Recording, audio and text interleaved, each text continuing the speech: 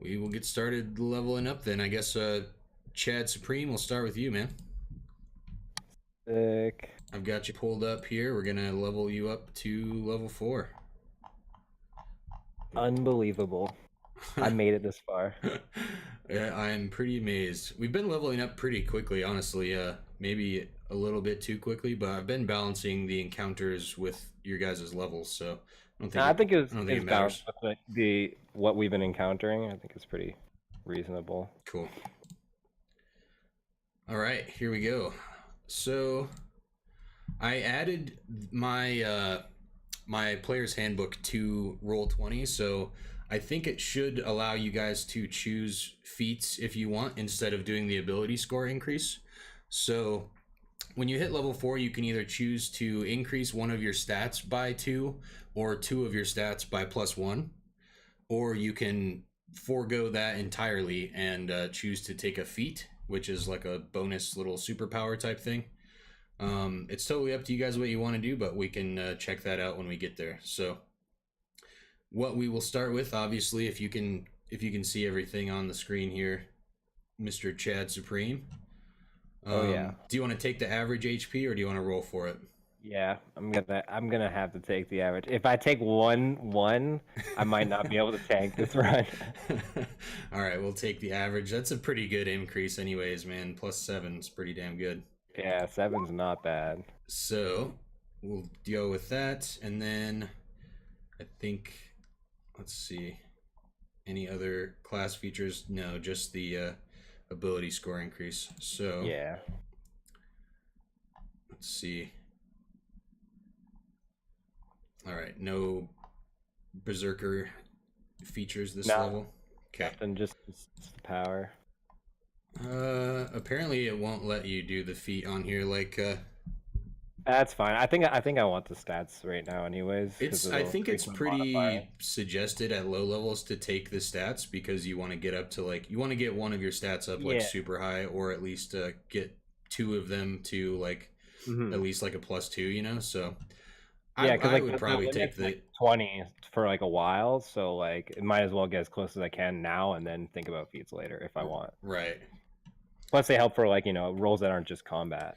Yeah, and if you guys want to take a feat, we don't have to do it on the character sheet. Like it's kind of just like a permanent skill like bonus that you get anyways. So if you guys want to take one, we'll just skip the ability score increase on here and just write down the feat that you take and we'll remember it and just use it like not on Roll20. We'll just add it in manually or whatever whenever it comes up. So we can definitely handle that if that's what we want to do. So, what do you want to increase? You can choose to 2 in increase strength. just 2 in strength. All right. Yeah.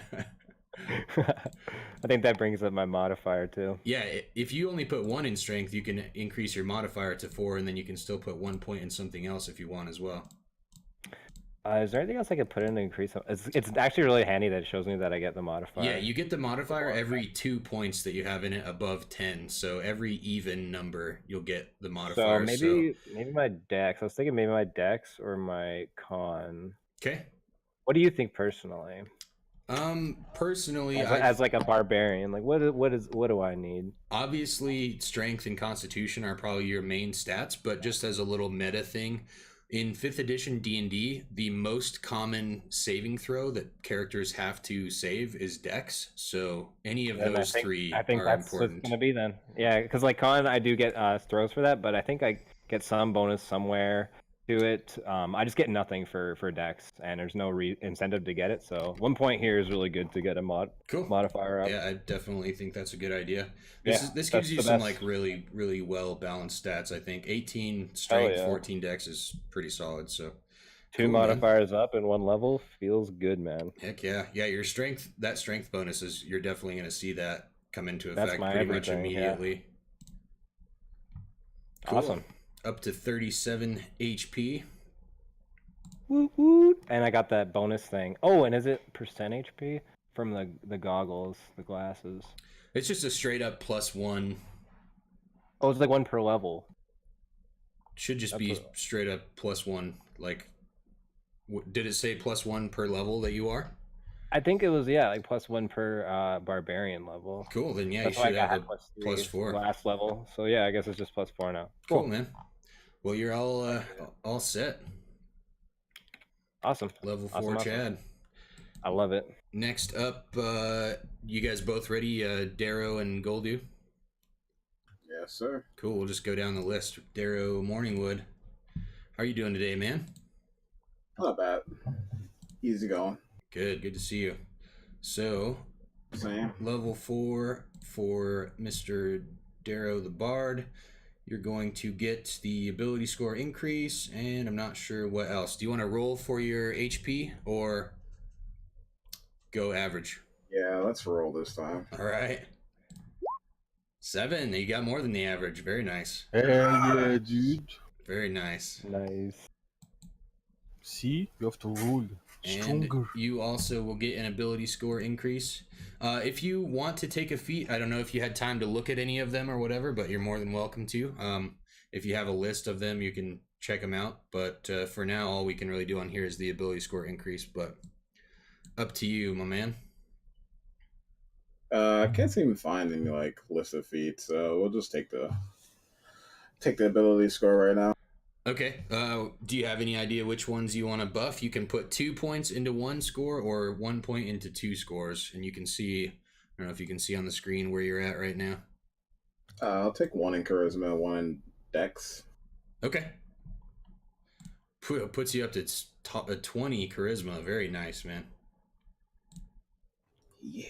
Maxed out. Cool. And then let me see here. It's bringing up your spells. You may. Oh right. So every time you level up, you can swap out your spells if you're interested in doing that.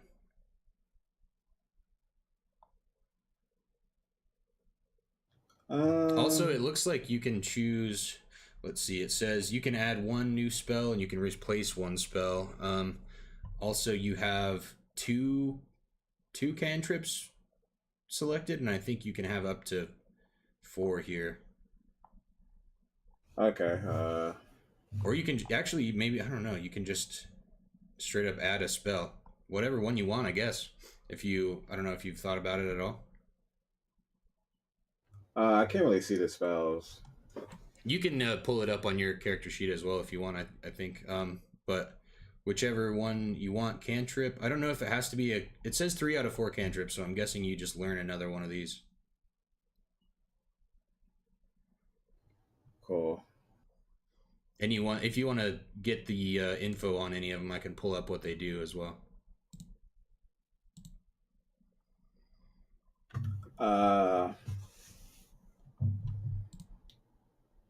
What's Blade?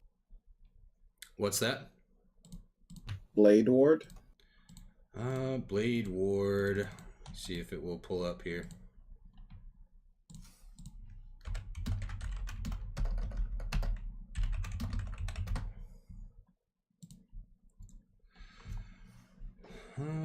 You grant yourself resistance to bludgeoning, piercing, slashing damage dealt by weapons until the end of your next turn. So that means you take half damage from any like normal weapon attack. Yes, please. Until your next turn. Okay, you're gonna go for that one? Oh yes. Cool. That'll work, my man. And do I add a spell or just swap? Oh, did you want to switch some around as well? You can definitely do that. No, I was just asking.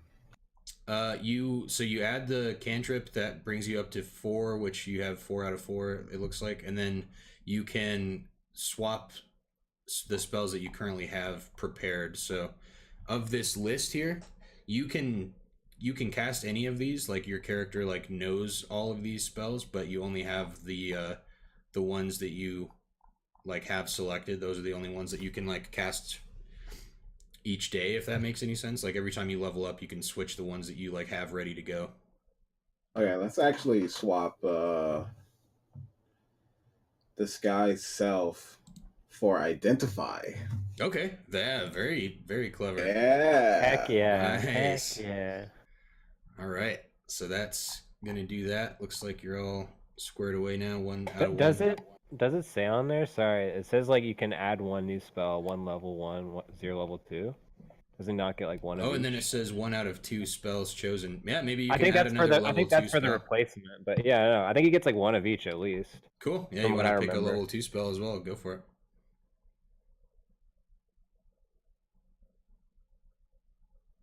Any of these look interesting to The you? level 2s actually aren't that great.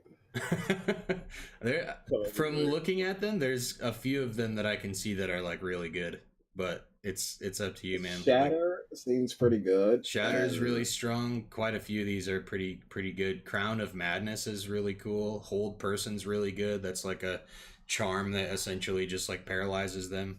Heat Metal is actually like surprisingly good. Yeah, I thought about that. Yeah, there's a few of them, man. Like what if would you suggest? Yeah, what would you suggest?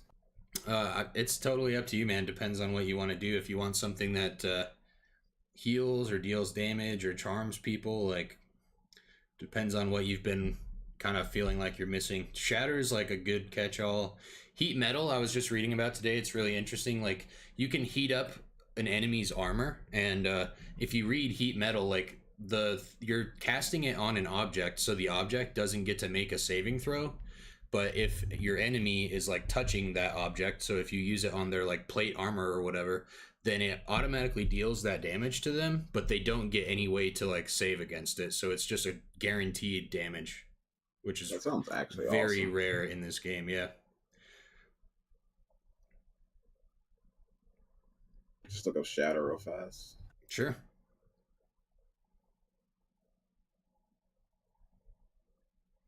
Hold Person is like a classic. Like a lot of enemies just naturally know Hold Person, and it just kind of like they don't get to do anything until they like make a save for it on their own turn. So it kind of just paralyzes people. It's pretty good. I want to be a little bit more offensive, but I feel like being that we don't have that mitigation of damage, I kind of should keep like suggestion and things like that. Someone in the chat just suggested if you do Heat Metal on your Ranger's arrow, like the arrowheads, then it makes it harder to pull out for the enemies, and it does extra damage on the arrow as well. That's pretty cool. Not that we like have a Ranger or whatever, but you could definitely like you can think of interesting ways to use spells. So definitely be creative. I do want to take heat Metal. You do? Yeah. Okay. Sorry, Chatter. No more enhanced ability. Just got to deal with the heroism. I think you just get a straight up learn a spell, so I'll I just don't get think. a straight up spell. Yep. Yeah, I think you get. If that changes your mind, then you can pick a different one. Like, you just get to straight up add a new one. So Shatter has a no. Let's go with Heat Metal. Shatter's pretty cool, but I think Heat Metal will be more useful in a different way. If you can, definitely look up the actual like Heat Metal description, just so you have a feeling for what it does. Yeah, but I just looked it up. It's quite good, I would say. Cool. 29 HP, couple new spells, cantrip. Looking good, man. Yay! Level 4 Bard. Very nice. And I have HP. Yes, you guys are a little bit more tough now. All right, big Goldu here. Hell yeah. Oh yeah, you're sounding nice and loud now on my end of things. Hopefully on the stream it sounds good. How you doing, man? Ready to get some levels? Yeah, dude. Sweet. Can already give me 8 HP. Oh yeah, you got 8, right? Yeah, I remember. Did it already get added, or do I just need to add it in here? I think you didn't gotta do it level here. up. Okay, so I'll just add it in. Hopefully that will just add it. I don't know how I can just manually do it. Should be good. And then you get a ability score increase as well. To dexterity. Very nice. What does that bring you up to? 18. Very nice. Another modifier increase. Hell yeah. 18 dex for you is super good because you're already like your bonuses to your stealth attacks and stuff are already so good. Everyone's getting points. Hell yeah, Luca. Welcome to the stream, man. All right. Goldu, nice and easy. Up to 34 HP. Does that sound right? Yep. Cool. Perfect, man. Think you guys are about ready to go. Strong. Anybody have any questions or comments, concerns before we get started here? We need to get the rest, right? Yeah, so the first thing we're gonna do, we're gonna start and we'll continue the conversation you guys were having with Wilfred here, and then you'll take your long rest and we'll get going from there. Sound good? Cool. Strict. Right on. How does the stream audio sound to everybody watching out there? Luca, Khan, welcome to the stream as well. If you guys could let me know how it sounds, that would be awesome. Sounds good? Cool. All right, yeah, let's get going. So, where we left off last time, for anyone that's just tuning in, the players made it about maybe 30-40% of the way through our very first dungeon here. They killed some creatures, got some awesome loot, killed a mimic and a crazy crystal lizard, and battled their way, and they found this little safe haven room with a man named Wilfred and his dog, who they, for now, think that they seem to trust, and they've elected to try to get a long rest in here. So, we'll get right back into it. You guys know this. I changed the character model. I don't know if you can see on your screen or on the... Not sleeping Yeah, anymore. he's not laying down in the bed anymore. This is now Wilfred's model. He's a Beastmaster Ranger, and his dog is hanging out in front of him. His dog's name is Harper. Just a heads up for you guys if you need to address either of them, Wilfred and Harper. So, he kind of pulls you into the room, and he magically sees all of you gain more HP and level up. It's pretty amazing. And he says, we should be relatively safe in here, I think, but there's been some strange things going on. From what you guys said happened in the city with Hicks and Rosiel, and the Lich seems to have returned. I'm afraid that the things that Rosiel was planning have come true. I'm just a lowly crew member on Hicks's ship. I just joined after one of his recent cargo missions, and I just happened to overhear him and Rosiel talking about their plans a few weeks ago, and they were reading some of the old ancient symbols and some of the texts left in this cave, and they were trying to gather power to bring back this lich that ruled over this kingdom, and it seems like they were successful, or something of the sort happened. So there's all sorts of weird stuff going on in here right now, and we need to get the hell out of here or find wherever Hicks is at or something. So we should be safe here for now, but obviously safe is a kind of a rigged word. You can't really trust it. So you guys gather yourselves and get some rest, and Harper here will keep watch, and I'll stay as well. Sounds good, Wilson. Thanks, I appreciate it. He says, it's Wilfred. Wilfred, I'm sorry, I can't hear. Thanks, my buddy. He shoots you a kind of a faint smile and says, I still have no idea what's going on or where you guys are from, but hopefully together we can make it the hell out of here. What we should do is try to either find Hicks and see if he truly is on the side of this lich, or just try to escape and get down to the ships and try to find some way out of this island. Movement is life. And he just kind of gives you guys some blankets and stuff and allows you to catch a little bit of a rest. Is there anything you guys want to do before the rest happens? Yeah. Hey, Mohawk Chad, do you happen to have any way to I don't know, figure out what's up with this billowy cloak that I got? I feel like if we take a nap, I might. I don't think I have much spell slots left. Oh, okay, sure. I'll let you nap with it. Just meta really quick. Do you have any spell slots left? I think when we did the level up, everything got reset. Right, but I think I might have did had you one. before? Okay. Oh no, yeah, no, you're right. I have one of each.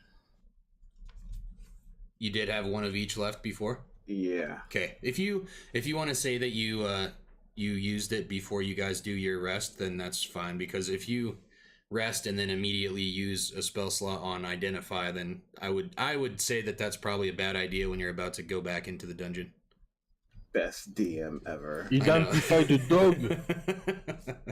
The dog is identified as Harper, and it's a big black mastiff looking large beast. And I won't tell you guys any more hints or anything, but I'm just gonna give you the heads up that you can definitely use your spell slots before you take the rest, because you don't want to go back into the dungeon weakened, because you're gonna need it. All right, Chad, come here. Let me see that cloak. Yeah. Don't get your dirty hands on it. Do you guys have, how many items do you guys have that need identified? 2, I think. Yeah, just mine and Chad's. So you have the cloak and the Super orange rock. crystal. Radioactive stone. Okay. So you touch this cloak and you kind of look it over and you cast a little bit of a spell on it, and the cloak begins to like billow uncontrollably. And you have learned that this is a cloak of billowing. And with one bonus action at any time, you can make the cloak billow and look really badass. Oh my god. And that is what it does. All right. That was right up your alley, Chad. I'm not gonna lie. Chad just snatches that back and just activates the billow again. Perfect. Stunning, Chad. Stunning. He's looking at the dog intimidatingly. I'm the animal of the house. The dog is like very intimidated, and it sees there's no wind in this cave in this room at all, and your cloak is moving, and it's like very freaked out. He's gonna Alright. bite you. I'll pull out that fat rock and I identify it. All right, you got the So orange excited. crystal, and you do the same little incantation, and you speak your strange words over the crystal, and holy rock, please tell me you're good. make a history check as well.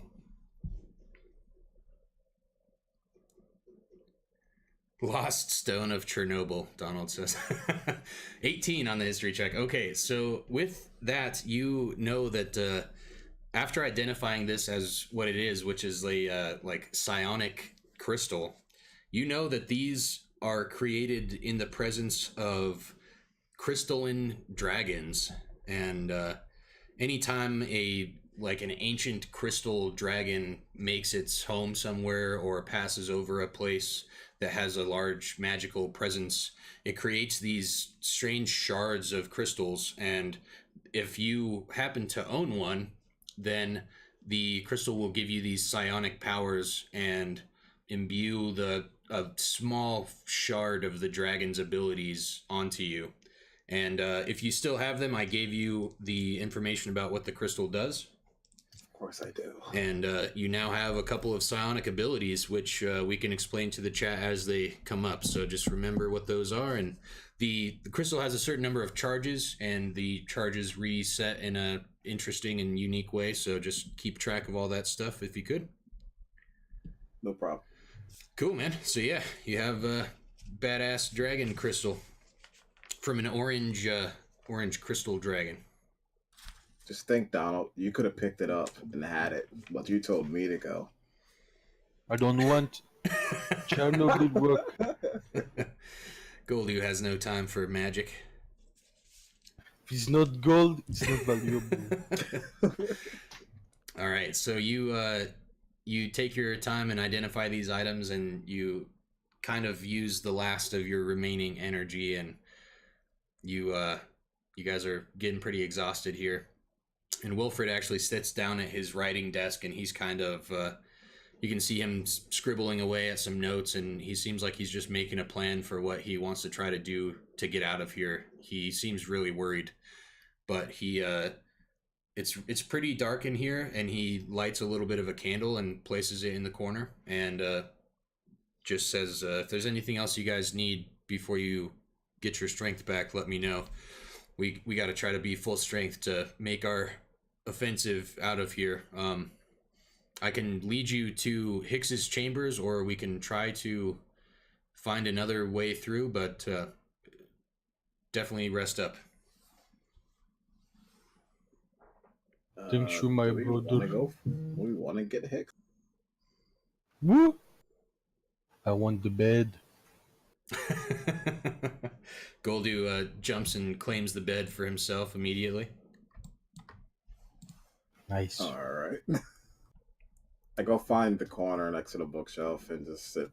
Cool. Yeah, there's Just like hold my arms he gave and you go some to like blankets and pillows. Like this was like a at one time you could tell this was maybe like a captain's quarters of an old ship that's kind of been fashioned into a little bit of a nice chamber in this keep. And there was like good blankets and pillows and stuff in here, so you guys can get as good of a rest as you could imagine in a cultist infested cave. So you guys gonna take your long rest? I shall rest. All right. So your spell slots and hit points and abilities and all that good stuff are all restored. I need one of you to roll a d12. Doesn't matter who. Whichever one of you guys wants to do it, go for it. I did 12. Yep. You guys can all do it if you want. Yeah, why not? All of you roll d12. All right, cool. So yeah, you guys you fall asleep and you get some good rest, and after about 6-7 hours, you feel rested enough, and Wilfred kind of comes along and slowly shakes you all awake and says, I think it's been a while enough. I've heard some footsteps outside a couple of times. I think we need to try to get out of here before anything happens. So do you guys want to try to make your way out of here, he asks? Can we sneak past the door and see what is it? Yeah, he is actually by this time he has gone out and had the door open, and he's kind of patrolled in this area a little bit throughout the night as well, and anytime he heard footsteps he kind of came back in and hid, but he's currently out here and he's called you all out and says like, all right guys, let's try to get the hell out of here. Is that a chest next to the bed? Yeah, that's the box that he pulled all of the like bedding and extra blankets and stuff out of there. You couldn't see anything of value in there. Guess I'll step out. Okay. Wait, before we go, what do we want to do? Do we want to follow this guy to Higgs? Because that's going to be a fight. We need to find the footstep. You guys are welcome. You guys are welcome to ask him stuff and like take advantage of him having some knowledge of the area. Was it skeleton footstep? Hang on one second.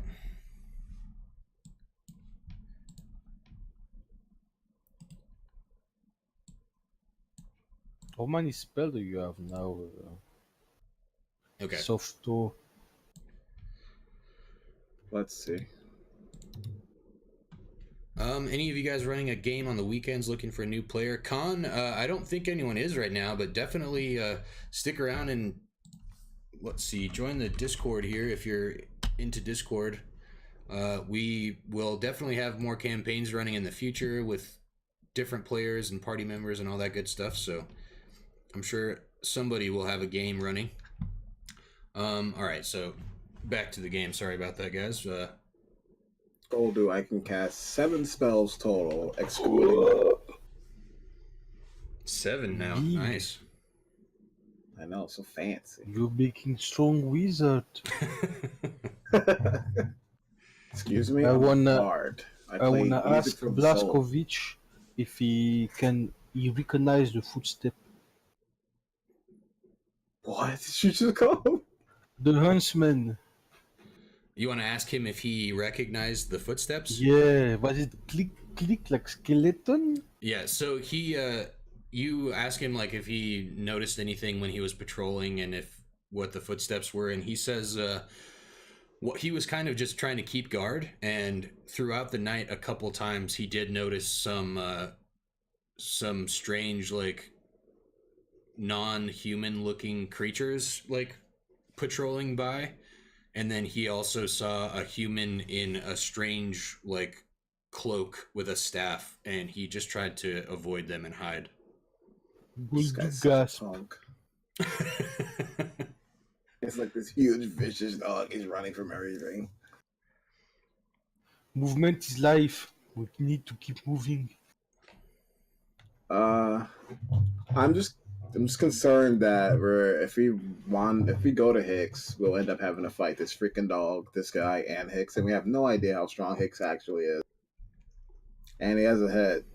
It's kind of weird. Chat, What do you want to do? I think all that we know is that Hicks knows how to run and Chad knows how to kill. Chad is very bold at level 4. We saw the blood of X. Yeah, I kind of just want to kill him, you know? Does anyone feel that with me? Yeah, two times I certainly want to kill him. I want to gut him. But maybe he can lead us to something good. Then we kill him. Flim, thank you for the raid, brother. Welcome to the stream, everybody. So, do you guys have any sort of idea what you actually want to do? Also, Goldie, you asked if I could zoom out the map to see what you've already discovered. Yeah, on World 20. If you guys start to head back down a path that you've already been down, if you don't want to do that, I can let you know, because your characters would know that. But I can't zoom out the map because there's a lot of different pathways that you guys skipped over that you would be able to see. Oh, you didn't hide everything? Alright. So what do we do, team? Where do we go? Right. Well, we can either search for loot or just get out of here and look for a fight. We can search for loot while getting out. Alright, so we take the long way out. Yeah. I actually want to check in on the right side where that little corner is. I feel like there's something there, and I don't want to miss it. I wanna ask the huntsman if he know the location of the cave, like what is around and shit. Oh yeah, by the way, what's up with that giant lizard and that treasure chest? Like, why was that in like in the bottom of your base? He explains a couple missions ago, when Hicks's crew got back from one of their scouting and cargo missions, when they were just procuring valuable items for Rosiel, she told them about this old cultist's cave, which was originally a base for this ancient cult that was worshiping the Lich god. Rosiel told Hicks about this and told him that he could use it as a new base of operations for his pirate crew while they amassed their forces to take over and kill Avitus. And he said that when they moved in, there was already some monsters and everything that had kind of moved in throughout the centuries of it being abandoned. So you guys. So the mimic was just a monster with loot inside of it that just happened to be there. He has no idea what you're talking about. He says they tried to clear out as much as they could, but they mostly just have been sticking to their own common areas and stuff, and they are mostly on missions at the ship and stuff. So they've only been here a couple days at a time while they're back at port. Okay, so there might be a little bit more loot then. He says there's definitely areas we haven't really searched around a lot. Like I said, this area here, nobody ever comes down this way, so I kind of just come here when I am feeling like I don't want to do any work or trying to hide from somebody. Also, do you have any good way to deal with those slime things? Because if I were you, I wouldn't even sleep on the same floor as that. But you seem so confident, I'd sleep in the same room, right? But he says, "What slime things? Oh my god! What? Those things were incredibly powerful, and they'd split into two if you hit them. The only way I can kill them was with my frost breath." He said that I've encountered slime type creatures before, but I had no idea that they were here. I'm glad you guys took them out. Just like 100 yards down, that they could have easily come down to us. I'm surprised that you have your dog out. They out. could have climbed in our mounts and suffocate us in your sleep. He is very happy that you guys dealt with that instead of him. He says, well, I don't know what's going on. It's obvious that Hicks has sided with Rosiel, and they either successfully brought the Lich back, or he came back and they're siding with him or something. I don't want anything to do with it. We need to figure out what's going on here or get the hell out. I definitely don't want to go back towards Chance if we can help it. There's one way out of this cave towards the docks, but it's probably going to be quite the fight, he says. Against who? Anyone else who's still here, Hicks, I would imagine, he says. But you're not friends with X? Yeah, you're not friends? He says, I'm a pirate, man. If Hicks is summoning liches, I don't want anything to do with that. Fair enough. That's a good point. He says, I joined this crew to make some quick coin and save up for my own ship and get out of here, and obviously this is a good time to get the hell out of here. Chad can understand that. Yeah, we can steal his boat. He says, I know where it's at. We definitely are not going to have the numbers to crew quite that large of a ship, but I'm sure we could find something on the docks that we could at least take to escape. Lead the way, my friend. I don't think you really want to follow this guy. This guy seems like he wants to get out of Dodge. We kind of want to find Hicks. But if he knows where Hicks is... He said that he would take you to Hicks's quarters, like... Yeah, he wants to know what's going on, but he also, like, doesn't want to die, is essentially what he's telling you, you know? Alright, I say we but let him take us to Hicks' you can do whatever you want. You can talk to him, you can make checks, you can head off on your own, whatever you want to do. I wanna kill X. Yeah. To Hicks we go. Alright, so you guys step out of the bedroom chamber, and he says, well, the fastest way to him is back down towards the way that you came, apparently, but then across the bridge and through the main hall, and his quarters are another little private captain's chamber like this, just on the other side of the keep. So let's head that way. Just keep your eyes out for anything. Obviously there's stuff here that I didn't even know about. And he starts to head back down the way that you came. Before we go, ask him, if we get attacked by other pirates, will you fight with us, or will you run? He says, right now my priority is to figure out what's going on and escape with my life. If they attack us, if they attack me, then that obviously means that their allegiances have been decided. But if they are friendly and we can reason them out of it, then I'll definitely try to do that. But I have no reason to turn on you as of right now. All right, friend, I trust you. You can make a perception check. Everyone or just someone? Whoever wants to, anyone that was listening to that conversation. I try. Go ahead, Don. Sure. Oh, God. 9, a 4. Darrow, you gonna roll?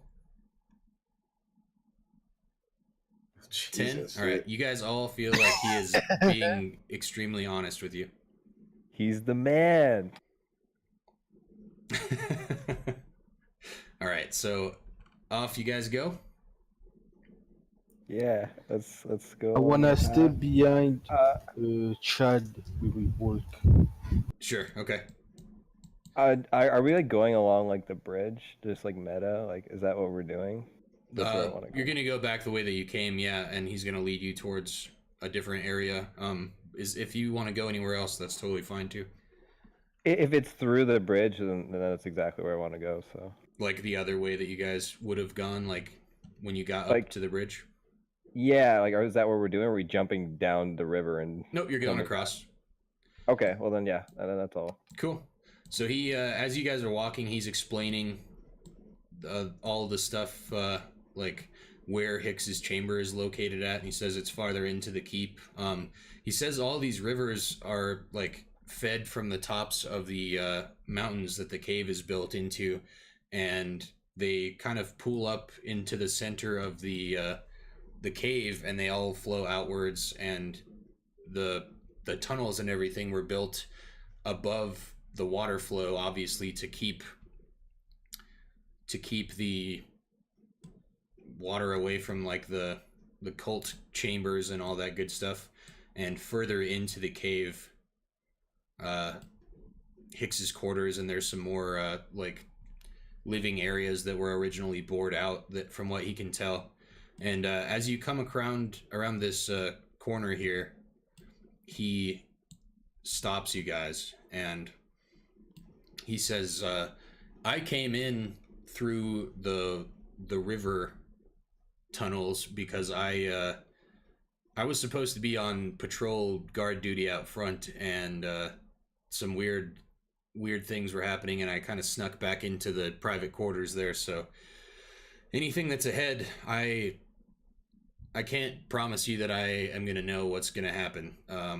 I know where we're going roughly, but I'm not going to be much help as far as anything that could possibly surprise us here. So keep your eyes out, and I'll try to do the same, he says. And what was that weird thing that made you want to leave?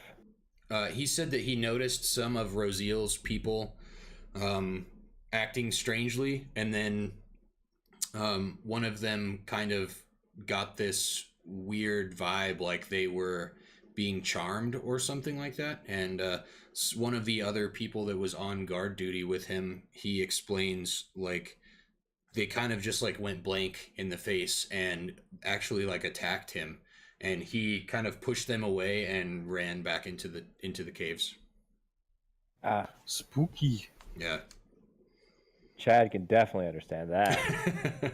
And Chad don't want no mind control. Yeah, when he even talks about it, he's like, I never met the guy before. He was just one of Rosiel's like underling mages, and it was like he was possessed, and he just like shakes his head and continues walking. As you guys get right here, everyone make a perception check. As you guys are going, because he is explaining all of this to you, and your characters have been like in this like scary, horrible place, I know it kind of takes you out of it for me to just ask you to make a perception check, but I imagine your characters would be trying to be perceptive, and like you're definitely going to be looking out for stuff at this point. You're not just wandering around like staring at the ceiling. Apparently we are. It never takes me Yeah, out. we're straight up oblivious. I'm straight up in there. Apparently we all are. Yeah. So you guys, and I will I'll make the roll for Wilfred here. Oof. Does Puppy get a roll? Yes, he does, and he rolled a 2. Stupid dog. So 18, dude. you guys come around this corner here, and let me reveal the area on the map. I don't know if you guys can see here. 1 second. Well, we can see, but it's like darker, you know. But we can see under it. Fuck war. There we go. So you come around the corner and you see this large stone door, and as you walk around the corner and you see this door, Chad actually is kind of like walking ahead, because now that he's turned the corner and sees that there's nothing in front of you guys except for this doorway blocking the hall, he takes a couple steps ahead of the group and trips over a tripwire. Ouchie. And Do I take damage? as soon as the tripwire triggers, you can see that it breaks and kind of like sucks itself back up. It's just like a thin white string, and it gets immediately like sucked back up into the wall, and you can see the tripwire just like zoom through onto the other side of the door, and the door slowly opens, and you can see into it, and you can just see this little hallway with 3 more of these stone doors. Can I make a perception check? I already did. Absolutely. And you guys don't have to be in here. I'm just moving you guys up so you can see on the screen. I rolled a Nice 14. roll. Yeah, I'll make a perception check too. Sure. Chad's eyes. What do they spy? Okay. So you guys all kind of get close to this door and don't quite go through it yet, but you can see, you see the door, like it kind of slides down, like into like a notch in the floor, like it was fully covering the hallway, and then it slides down, and you can see as it's sliding down, the door to the back. Can you guys see on the screen here how this door is set up in the back there? Yep. Yeah. As the door is sliding down in front of you and uncovering what you can see in this hallway, you can see the door behind sliding up and closing. And then Oh no, a puzzle. inside this room, you can see a couple of levers on the wall. Uh-oh, Chad's not good at puzzles.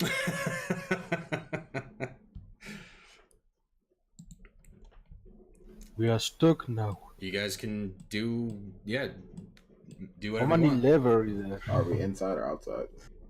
You can be wherever you want. You haven't stepped into this little hallway yet, but feel free to I asked do the whatever you want. huntsman if he knows his place. He says he's never noticed this hallway before. He's never been through this way. This guy's actually useless. I say that out loud. You guys, I say that deaf so he can hear it. He says, "Oh, have you been here before?" No, but apparently we He made says, it a "Wow, lot this further guy's than you actually have." useless." Chad walks into the He's center trying. of the room. You walk how in. many levers Yeah, is there? yeah, he just walks into the very center and Right. starts to look around. You walk into the center of the room and you notice that there are 3 levers in the room. Oh my god. Is there any... It's a lot of levers. It's more levers than doors. Is there I, any like indicative on the lever? They are all on the wall that I'm making a square on right now on the stream. They're all right there in a row next to each other, and they are all like levers that you can either pull up and down, and they're all currently up. There are no like They're all identical. number, Nope. no number, nothing. Okay. I rush and I pull the one that is in the middle. Are you guys gonna do anything while this happens? Any of you? I'll check for magic for some reason. Dara, what are you doing as you see Goldu rush over to the levers? I'm trying to cheese this. I go up to one of the walls and can I do an investigation check on the doors? Tell See me how fragile they where are to and whether or move not they you could be at. blown up. Tell me where to move you first. Either the door straight ahead, I guess. The one in the back? Yes. Okay.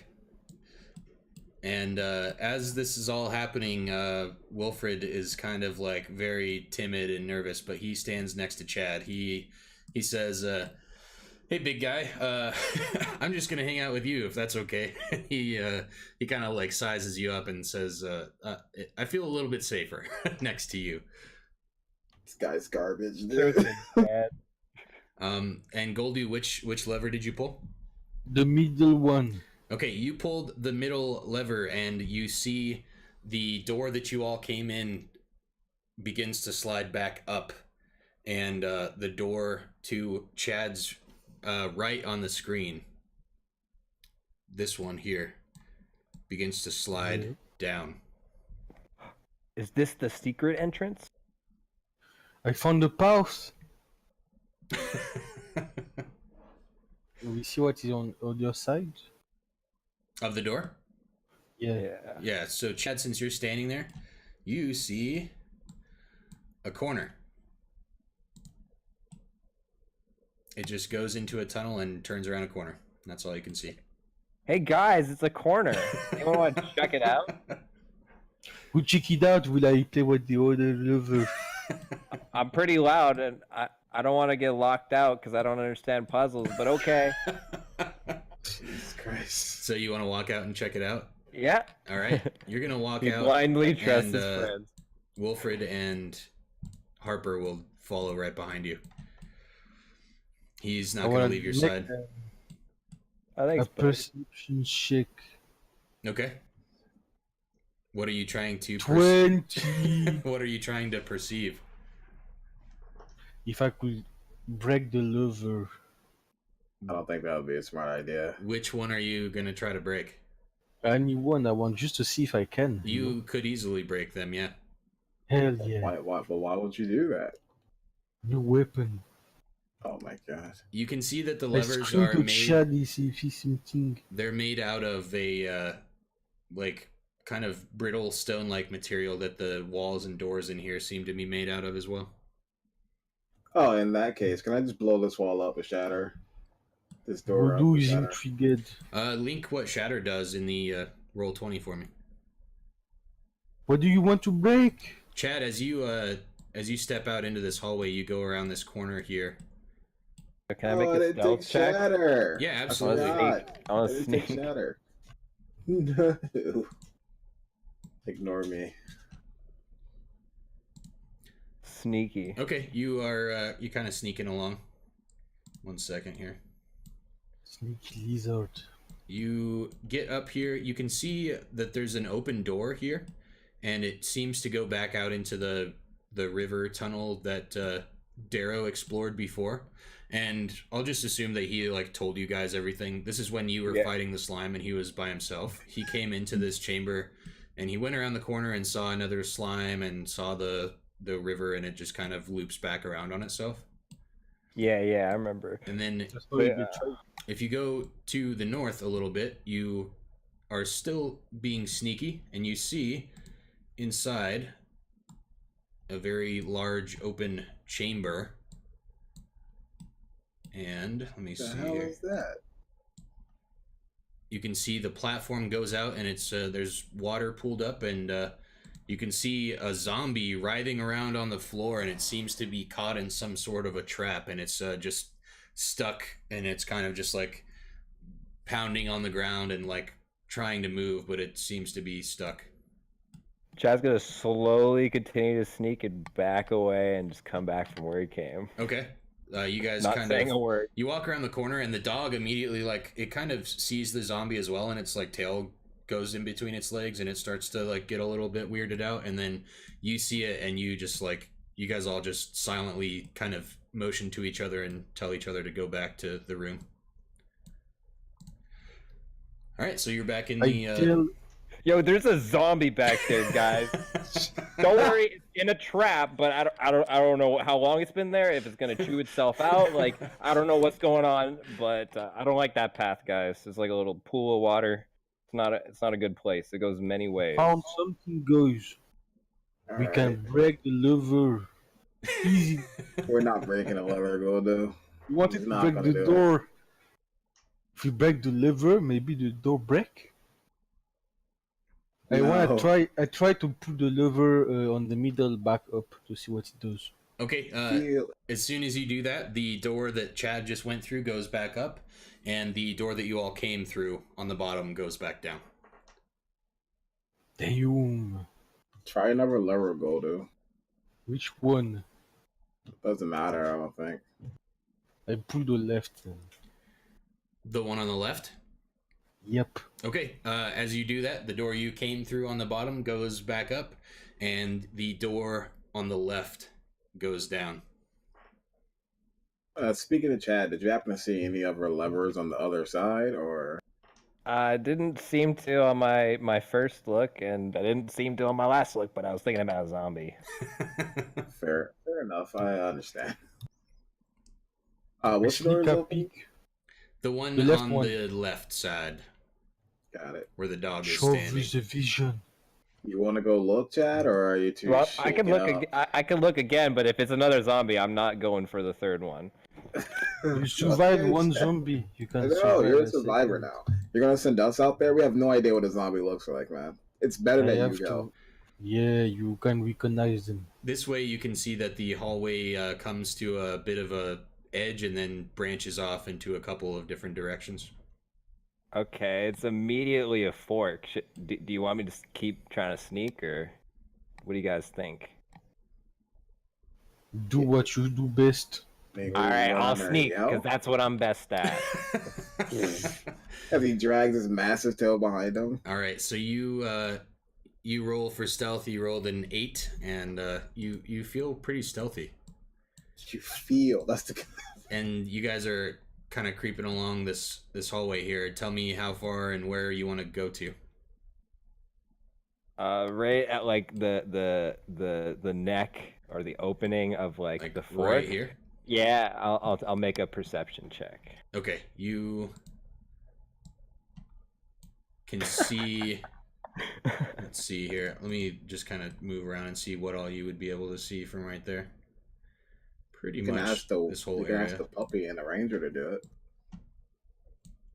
So you walk out and you see this kind of big circular hallway that kind of goes around in a big loop.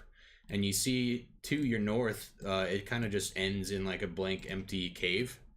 And then down this way, it seems to go into a little bit of a, like, there's like wooden structures, kind of like where you found Wilfred. Like the hallway kind of just goes into some stairs.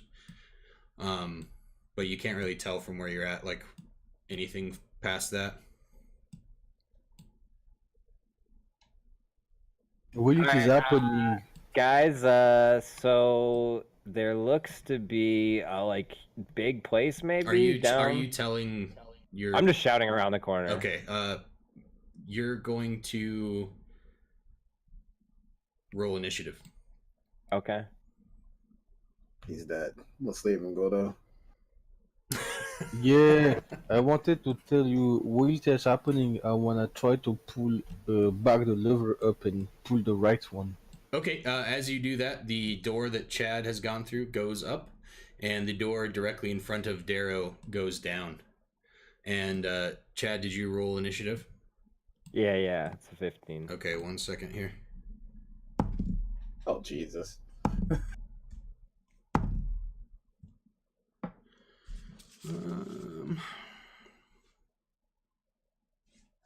Okay. We can cheat. So We know of many enemy. So you are kind of checking out stuff, Chad, and you yell back to your friends like exactly what's going on, and you see a person appear from out of the shadows of the staircase that you kind of saw earlier, and they begin looking around, and they notice you, and they yell back into the room, hey, there's some people out here. Chad! I'm guessing we can hear that. Yeah, you guys can all hear what's going on, and Chad shouted to you like what he saw, and then the person came out and yelled, and you kind of heard another voice faintly in the distance, but they're a decent amount away from you, and there's like a couple of tunnels obviously, so it's kind of obscured, but you definitely heard a voice that was not Chad or Wilfred. What is there behind the door I opened? Oh yeah, so you guys open this door now, and it is open, and Darrow, from where you're standing, you can see a huge chamber that is full of broken ruins and casks, and there seems to be a stone bridge connecting it to the room that Chad went in to the right with the zombie. And you can see far on the other side of the room, they haven't seemed to notice you yet, but there's a skeleton performing some sort of magic ritual over this table, and they're deep in this strange magic ritual or spell or something that's going on at the end of the room, and they haven't seemed to notice you yet. Change. Should we go stop that, whatever the hell that thing is doing, or let's go help Chad? I stealth. Yeah, make a stealth check. Okay. A bush. Okay, That you was- And I want feel to sneaky. try to sneak behind the magician. Okay, Gotta be aware of traps, dude. what are you gonna do while this is happening, Darrow? I'm totally gonna shove Gordo in there, and I'm gonna. Nah, I think Chad can handle it with Puppy and Ranger. Okay. So I'll go and wait right here while Gordo does something. Okay. So you are standing here, Goldie. You're sneaking along. How far in? Where do you want to go? Tell me exactly where you want to move, and we can do it. And go behind him. Actually, can I make a perception check before he does that? Yeah, for you can him, do so he that doesn't- while he's walking in there sneakily. My 1 year anniversary on Twitch, Random British Dude, is towards the end of July. A 16. I read 17. Okay, what are you trying to perceive? If there's any other like tripwires or any other skeletons, dead on the ground that we don't notice. As far as you can Yeah, tell, there's same. nothing else in there. There's kind of just a bunch of wreckage, and this whole room just seems to be maybe it used to be like a storage room, or maybe like the wine, like the what is it called? Like a wine cellar type of a thing. And there's just a bunch of broken barrels and rubble and wreckage all around, and the skeletons just kind of doing some weird ritual in the corner. You don't seem to see anything. At least from where you are right now. Can I see if the skeleton have clothing? Can you see what? Does the skeleton wearing clothes? He is wearing like a red cloth like skirt bottom thing, but the top of him like is all exposed bones, and he's just kind of seemingly being held together with this magical energy that's coming out of his hands that he's working on over this table. Nice. I wanna go right behind him. Okay. You get to about right here. Make another stealth check for me.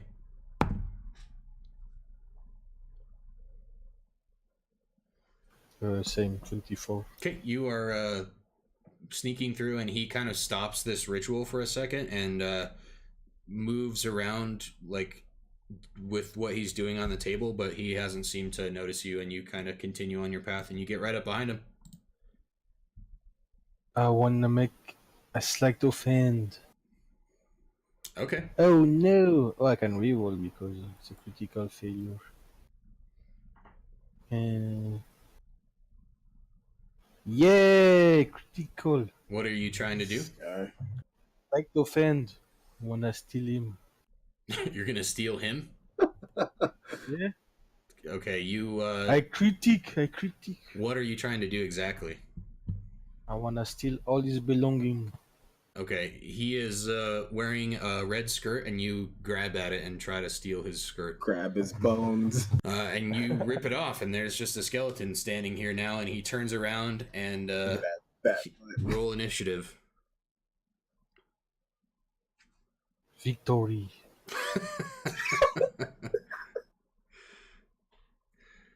All right. 22. Okay. He is staring right at you, and you have his skirt in your hand, and he looks like he's not super happy. Can you tell how expensive the material is? It's like a Later. very, very fine, like velvety type of a fancy robe material. Damn. Nice, dude. That would sell for a lot. Oh, do we see the rest of the room, by the way, now that gold is in it? It just goes up into another hallway, and you can see some water, and then you can definitely see as you walk by that zombie, and that whole room is over there as well. Cool.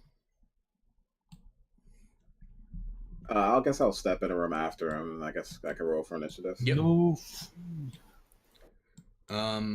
What are you gonna do, Donald? It's you first, I guess, unless Darrow rolls higher than a 22. Christ. Don't worry about that one. If I move, you have that chance to attack me, right? Yep. And I wanna disengage. Sure. I want to die. I run toward the door. Towards the door. Yeah, where I came. Okay. How far can I go? You can go pretty much right there. Can I sprint actually? Like, I don't know. Like, disengage is bonus action, right? Yeah, and then as an action, you can choose to dash, which means you can take your movement again. Yeah, then I dash. Okay. Where to? Inside the room, and I tell Darrow to follow me. You're such an idiot. Is he in the fight actually or not? Don't. Where did you And want to still move hit into me. the room before this all started, Darrow? Pretty much where you were saying. Right here? Yeah. Okay, so you're standing right here, and Sprint by me. you sprint into the room, like pretty much up to the levers, and you motion at Darrow to come in.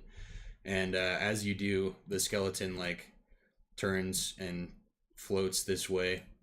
I super appreciate everything you have done, Golda. And he will raise up one of these hands that was casting this ritual, and he will shoot a like fiery beam at you. I'm gonna cutting words. I'm on the roll. Sure. Bzzz. 4. What is your AC? 12. Okay, he hits. And let's see. Actually, my bad. It's 13 now. Okay, he still hits. Ah! And he will do 75. he will hit you in the chest with this fire ray, and it's going to do 5 damage. Okay, it's not bad. And then he's done, and it's your turn. I run back in a room and slap Golda on the back of the head. Sure, yeah. So you're both Yes, back in that's the my room. action. I hit the lever and close the door. Okay. You which lever do you pull? It's the Golda, right do you one. remember? No, Right one. the right one. Okay. You pull the right lever, and the door closes, and the bottom door opens. I turn to Goldo and I literally kick him. Actually kick him.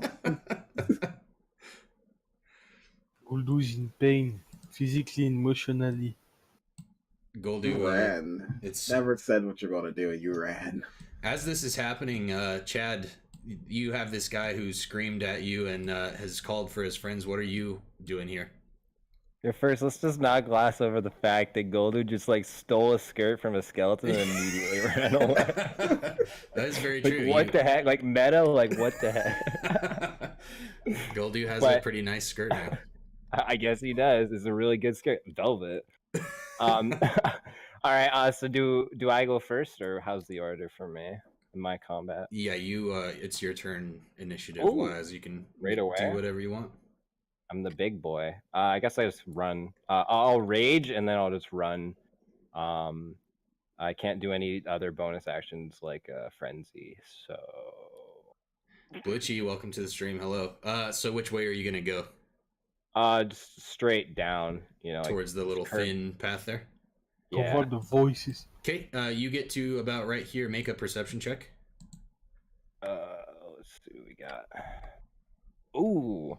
Okay, I as you're roll. running through here, you don't notice another tripwire, and you run right over it, and a net lands right on top of you, and you're stuck under this net. And as that happens, you can see Harper and Wilfred here are running behind you to get into this action, and Wilfred just like freaks out, and he's like, "Oh my god, now what am I supposed to do?" And He's actually garbage. runs up and looks at this net, and he's like, I think I can get you out of here. It's just gonna take a minute. And he sets himself to work trying to free you or something, and he tells Harper to run ahead and try to get in some damage on whoever's coming towards you, and Harper will run around to the other side here. Oh, thanks, buddy. Just take your time. Don't worry about it. I'm here always. All right, so this gentleman will come, and he will walk himself right up on top of this net and take a big swing at you. 1 second here. Let me see. And that's going to be with advantage because you are knocked under a net. What is your AC? 13. Okay, he hits you, and he's going to swing at you, and you will take 6 damage. Okay, is that halved? You For are my... no, you can do the math if it's half. You're raging, Yeah, yeah. right? So Yeah, yeah, I I'm guess raging, it's so as long as it's like piercing, slashing, bludgeoning. yep, it was just a sword swing, so yeah, 3 damage, I guess. Cool. All right, calculated. All right, and after that, the people that he yelled for is what you guess seem to appear. You see an like elvish-looking man with a staff. He comes out and utters some words, and a ray of fire as well shoots at you, and it goes off and bounces off the cave wall behind you, barely misses you. Does it ignite the net? It does not. And then after that, you see this huge, like hulking, brutish, dwarvish man, but he is about 5 times bigger than a normal dwarf. He's huge. He's like almost having to hunch down in this cave, and he storms out from this room, and he runs up as well, and he's right behind the guy with the sword. Ew, what the heck is that thing? Yeah, and he is just like steaming, and he's like just grunting and like charging at you and stomping on the floor. He's about like a human and a half size. He's bigger than a normal human, but you can tell he's like this real stocky dwarf looking guy, and his skin is like this like reddish gray color. And what are you guys doing while all of this is happening? You can hear this battle start to happen, and Chad kind of cries out when the net lands on him. I'm pretty I sure it's think I dying, heard- Goldo. I think I heard Shy crying. You know that stupid Ranger is not any of you, so should probably go help him. Yeah, you're right, my friend. Do you remember Do you what remember lever it which- was? This I is wanna perfect. make a history check. Yeah, roll history to see if you can remember which of the levers you pulled to get into the room where Chad is at right now. I have 5 1 minutes point ago. bonus. Uh, Oh, 8. I roll. you. Oh yeah, go for it, Samurai. It's 50-50 anyway, because you know it not. So you think for a second, and you're like, all right, I think I remember which one it is, and you just reach out I and don't- grab the middle lever, and It wasn't the bottom door closes, and the door to your right reopens, Yeah. and it's back to Chad's turn, and you Oh are god, he's gonna die. you are stuck under this net. You can't move, and you cannot make any action other than to try to make a save to move yourself out of the net. Okay, can I try like a strength check to get out of this net? Yeah, absolutely. Man mode my way out of this. Sure. All right. So this is just like D20 plus my strength modifier. Yep. And And I get advantage. since you I'm do in not get range. advantage because you Oh, are okay. at disadvantage right now. Underneath the net, of course. Ooh, It's a 20 anyways, a absolutely. dirty 20.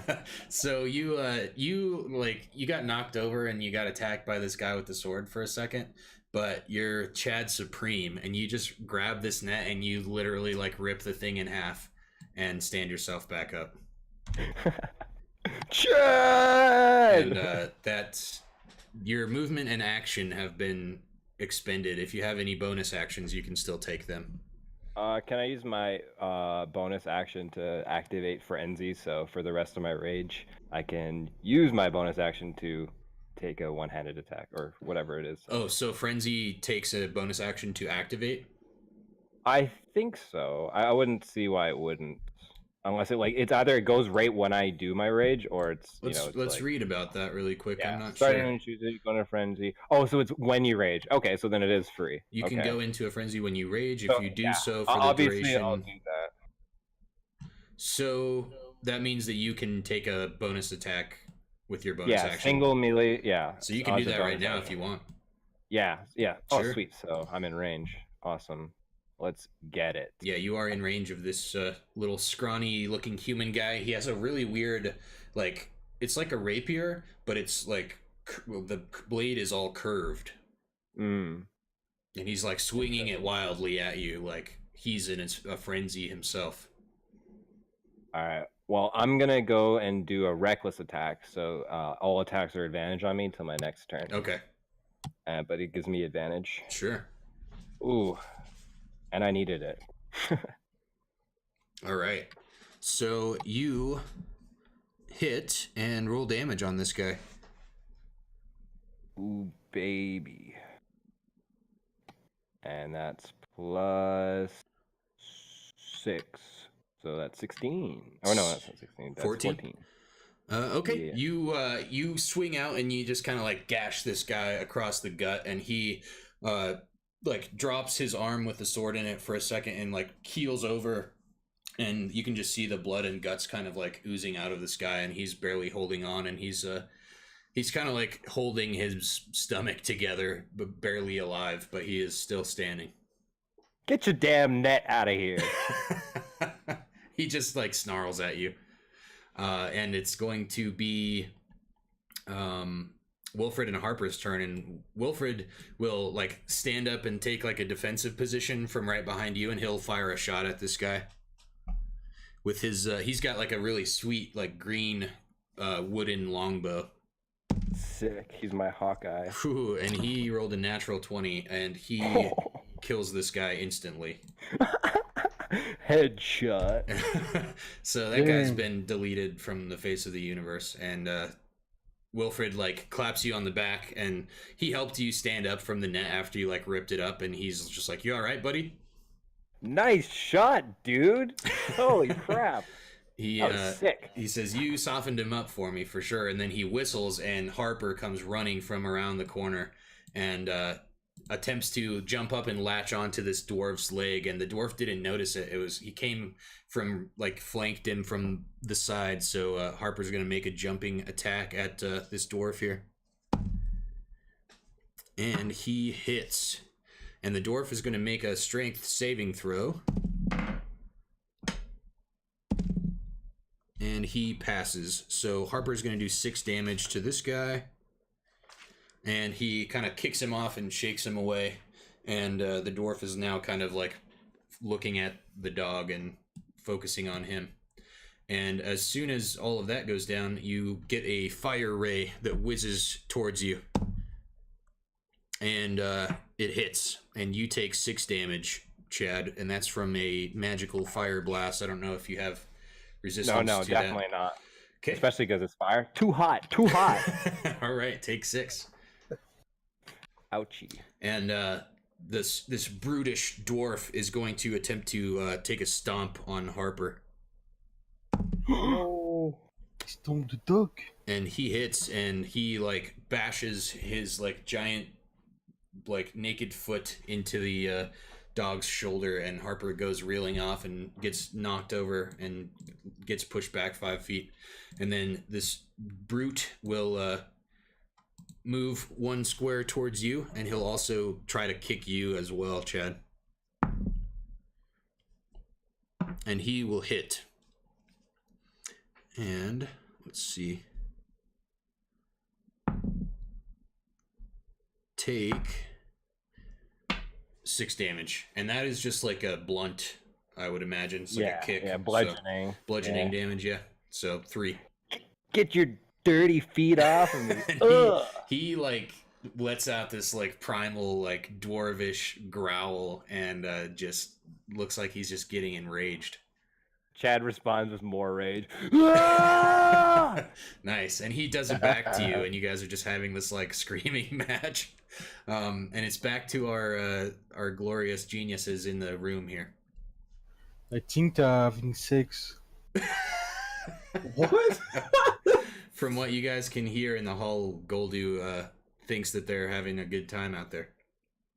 I know sex, and that's not sex. That's definitely a fight. Definitely a fight, my guy. We have to pull the left lever. Are we sure it's the left one? Yeah, I pull back the middle one and I pull the left Right. one. Okay. Let's pull the left one.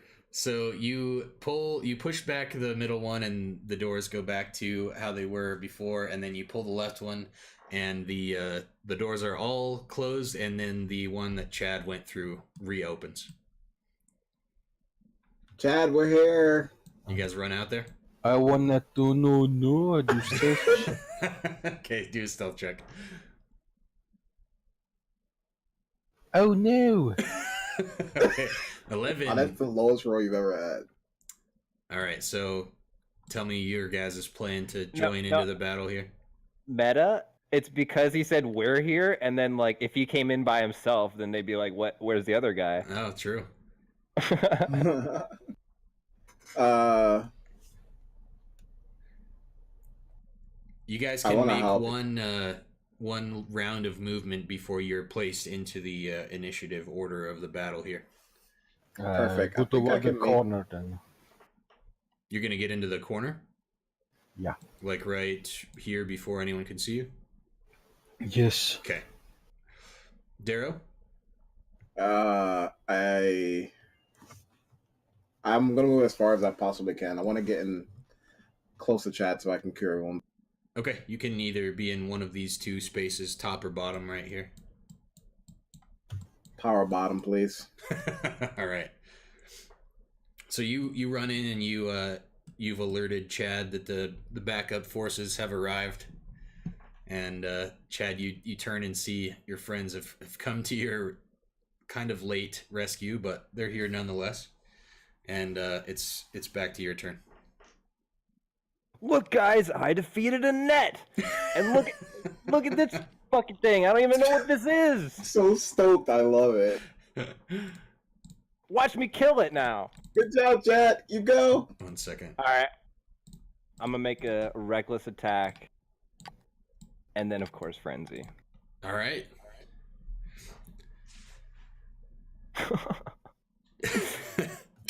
This is my first attack hit. No.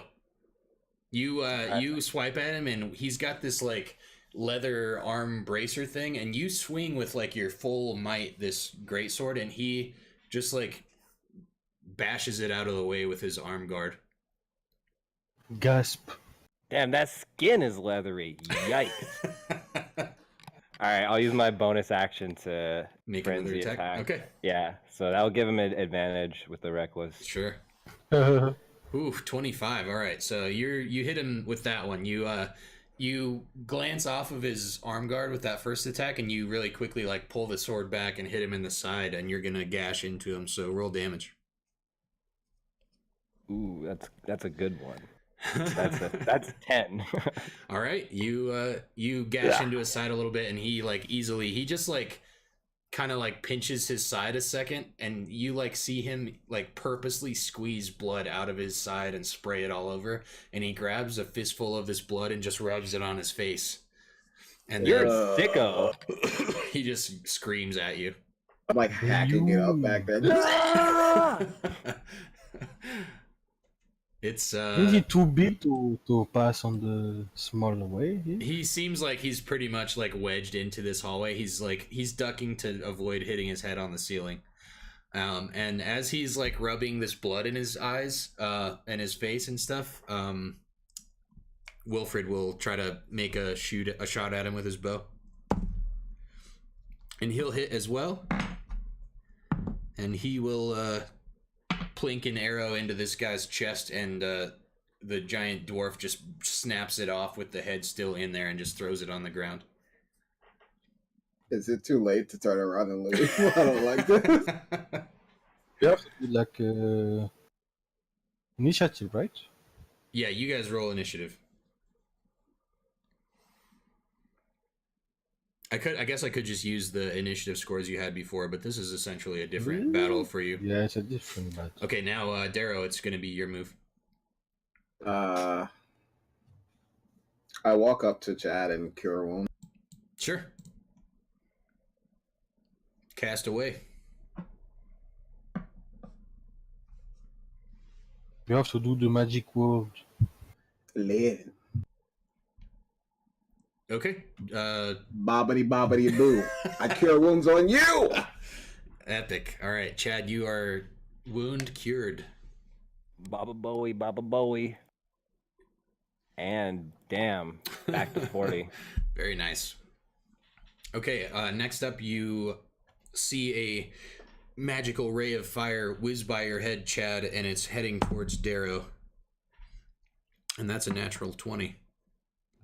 Then And you get hit by fire. You are gonna take 9, and you get a little singe on your chest there. Guys, I'm really hurt. I'm gonna run.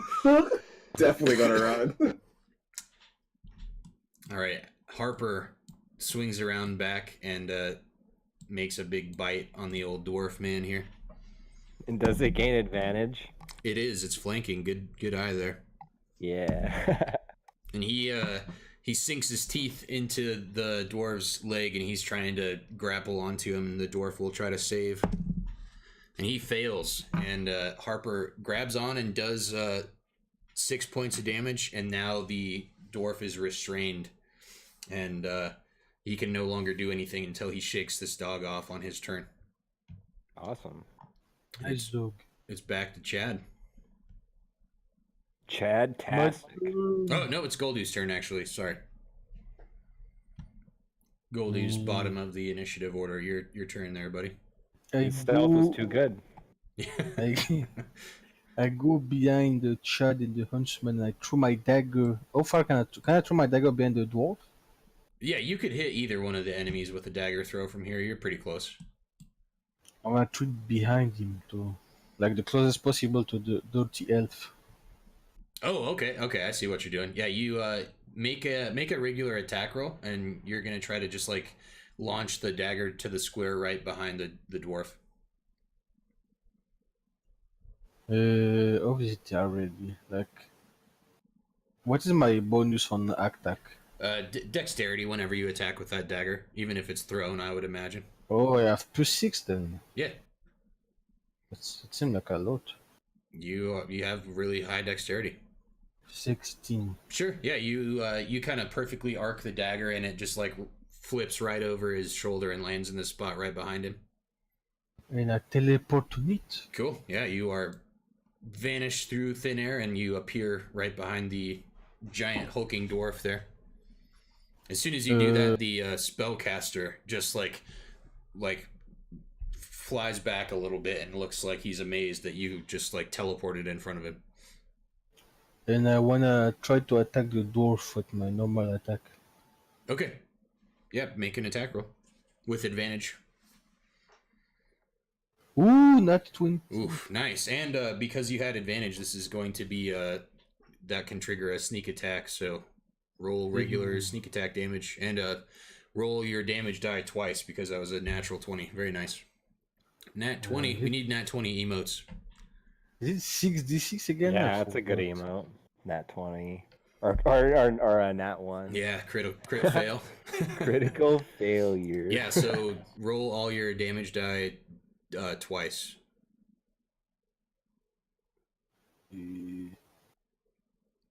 I think that should be 6d6 plus your bonus. 27. And my bonus is +4. Nice. Okay. So Wasn't he complaining about damage? yeah. 31. 31. Yeah, You take this opportunity, you teleport behind the dwarf right when he is distracted by Harper like gnawing into his leg and restraining him, and the dwarf bends down. You flip the dagger over him and teleport, and as soon as the dwarf bends down to like grab his leg, you reach up from behind him and just instantly teleport there and just like slash his throat, and you kill him and he flops onto the floor. So cool. And he turns into gold. Yes, he poofs into a fountain of 89 gold. Everyone that's new, Goldoo has a magical dagger that not only can one time per day you can teleport to any location that the dagger is in within 20 feet, but on a killing blow, the dagger turns the enemy's gold or blood into gold. Very nice. Damn, all that gold is getting heavy on my back. And as you say that, this spellcaster will turn and face you and has become aware of your presence.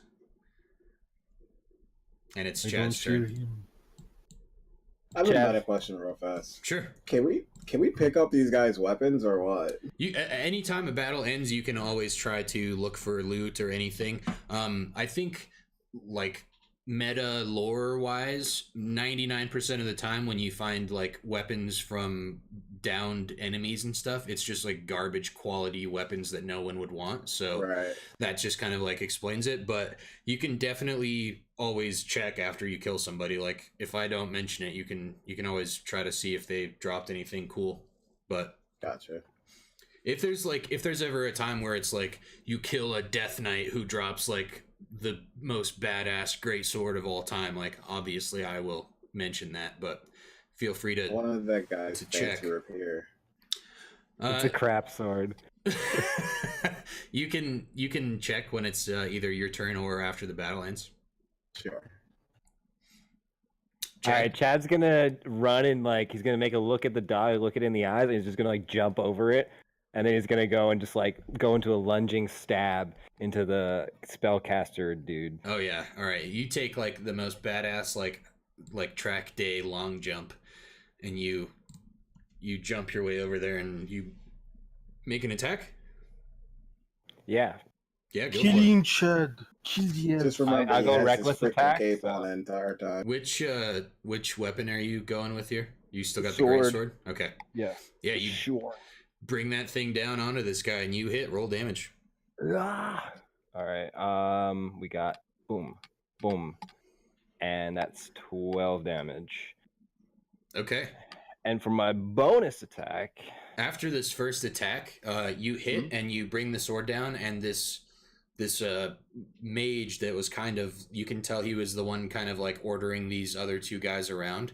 He reaches up and like the sword hits him, but he like claps his hands on the sword and uses his reaction, and he like heats your sword up instantly, and he is going Hey, that's to my spell. do 7 damage to you. And then you can continue your bonus action. that's not nice. Your sword is like super heated, and it immediately deals damage to you. You can drop it and the damage will stop, or you can continue holding on to this sword, and then on your turn you're going to have to make a roll to save or take damage again. But if he hits him with it, he just blows up, right? Yeah. So I'll just hit him then. I'll hit him with the hot sword. All right, take your bonus action. You fool! I already rolled actually for those. So the 19 hit. Oh yeah, you hit him again. Yeah. Does it do bonus fire damage? Roll damage. Yeah. All right. So that's 14. Okay, 14. What was the damage from your first attack total? I think that one 12 was and 14. 12 and 14. Yeah, Okay. 12 and 14. You hit him with this superheated sword, and it like slices through one of his shoulders and like clean cuts one of his arms off and like cauterizes the wound behind it. And Like he butter. like falls onto the floor, and he's still scrambling, but he is he's looking pretty bad with his arm cut off now. I just look at him like intimidatingly, like the sword doesn't even affect me. He Slap is- the cape, he- slap the cape. He's intimidated, and your cape It's a is, like, bonus action. billowing wildly. Damn. Let's see here. Wilfred is going to stay where he's at and try to make a shot.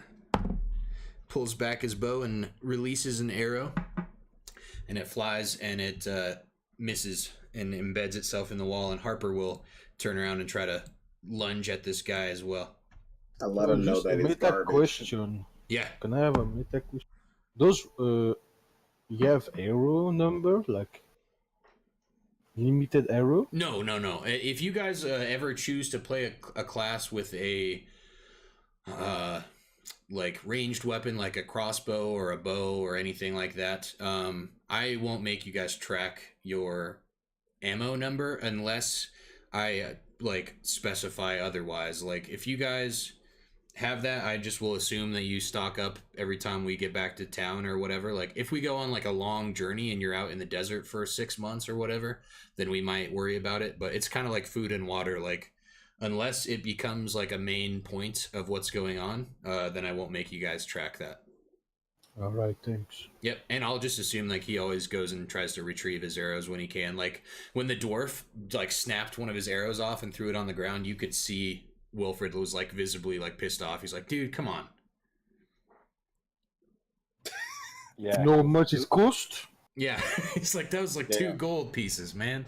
Bro, It's not like come a on. regular arrow, like it's a longbow arrows. Those are like special. Yeah, That's right, yeah. that's like half a day's pay Special on the fletching, pirate yeah. crew. Hell yeah, those things are God crazy damn big. it, dude. Yeah, he was pissed off. But when the dwarf died, he like was like, "That's what you get, bitch." It's going to be Darrow's turn, I believe.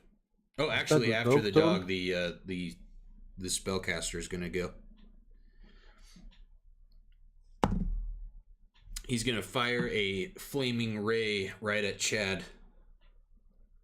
How's this guy not scared yet? He's definitely missing an scared. arm.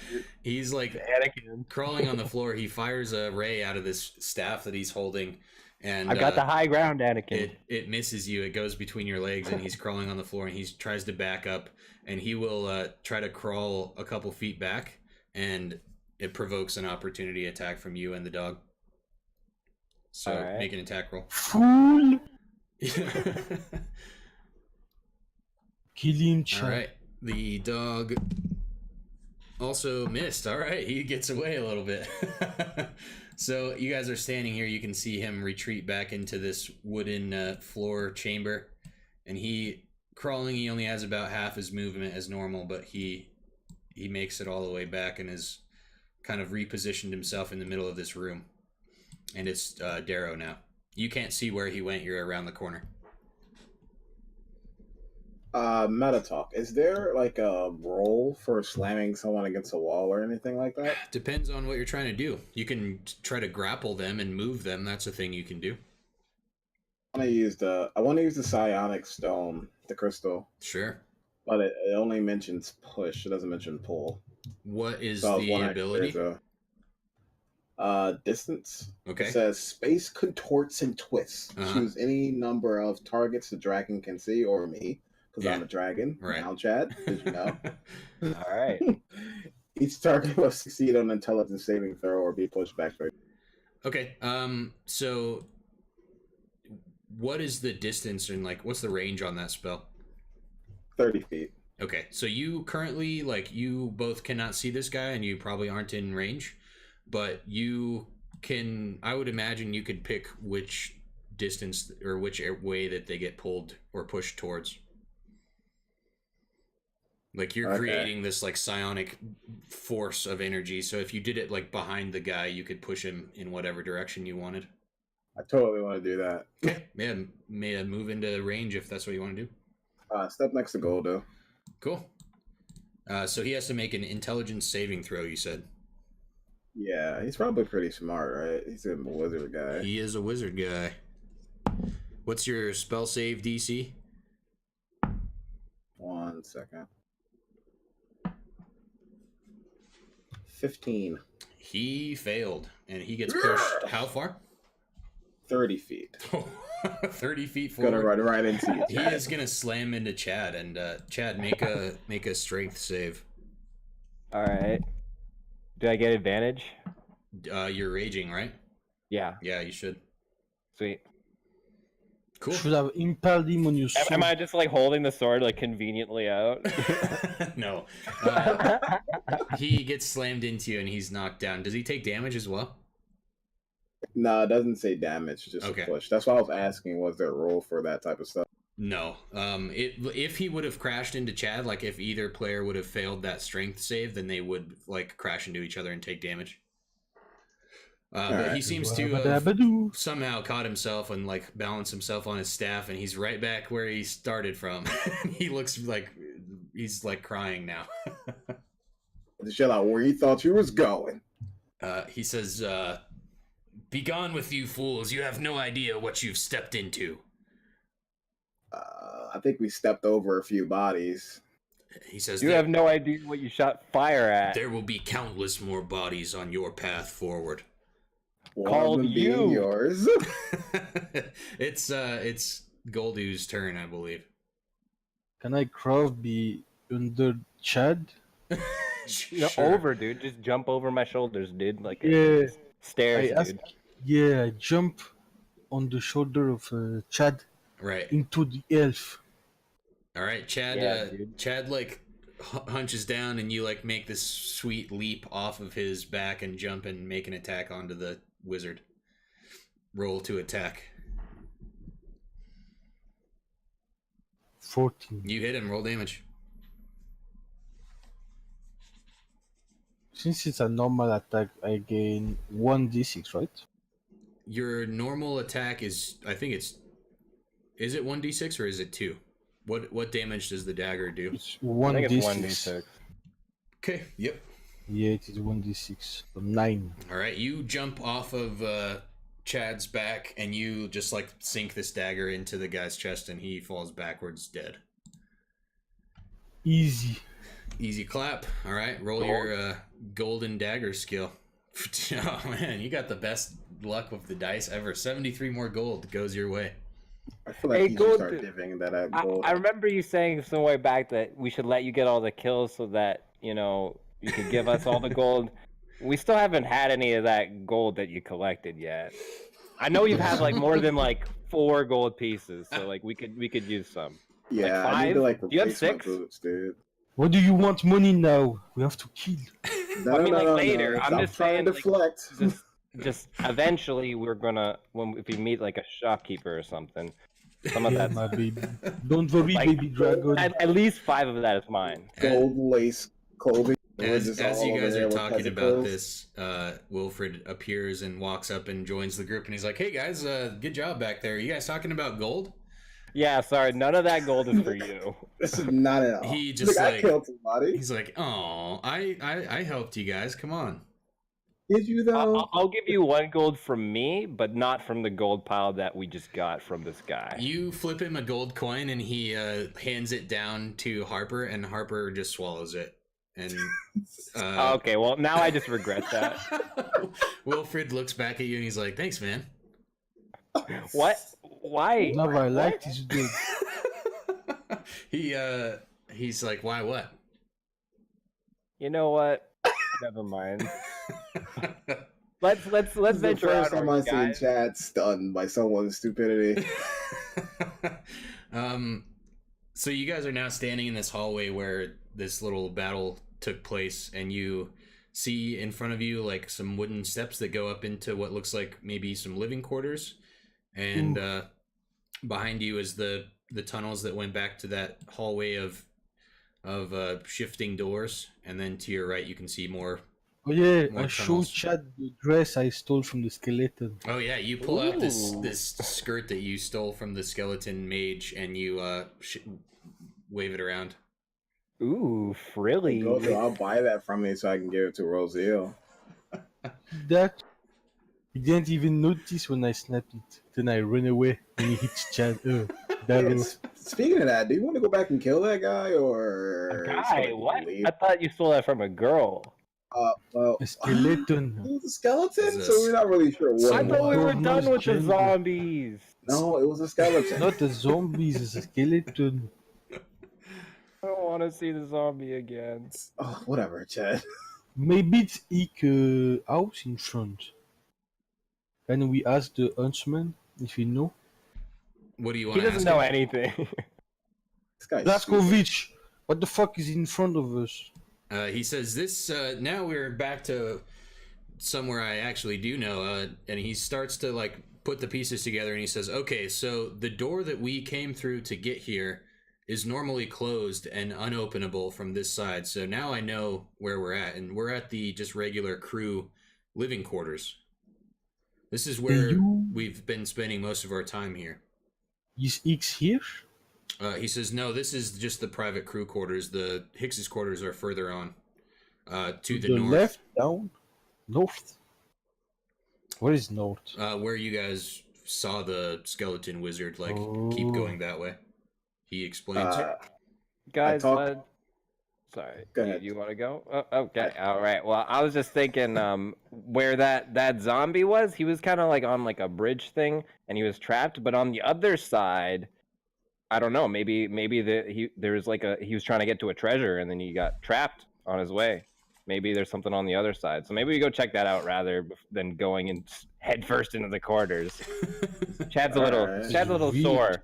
Chad needs a little breather. You You know? do have bandages, Chad. Yes. Chad doesn't need bandages. Just needs All a right, little, Chad doesn't need little bandages. air. Just a little air. Shall we go back to I the definitely need a skeleton? bandage. Can I use my bandages? Do whatever you want. While I'm saying that, I actually forgot what I was going to say. Oh yeah, I wanted to say to Wilfred. Wilfred. Do you know that you've killed with us today? You know that, right? You're not your fates are intertwined with ours, which means you can't leave.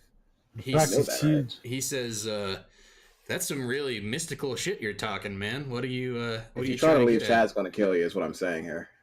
He says, "Why? I don't You understand why watched you're him. threatening You me." know he can do it. I'm just saying you're going to see this through to the end. He says, "Well, whatever you say, man. I don't have a problem helping you guys out if that's what you're asking."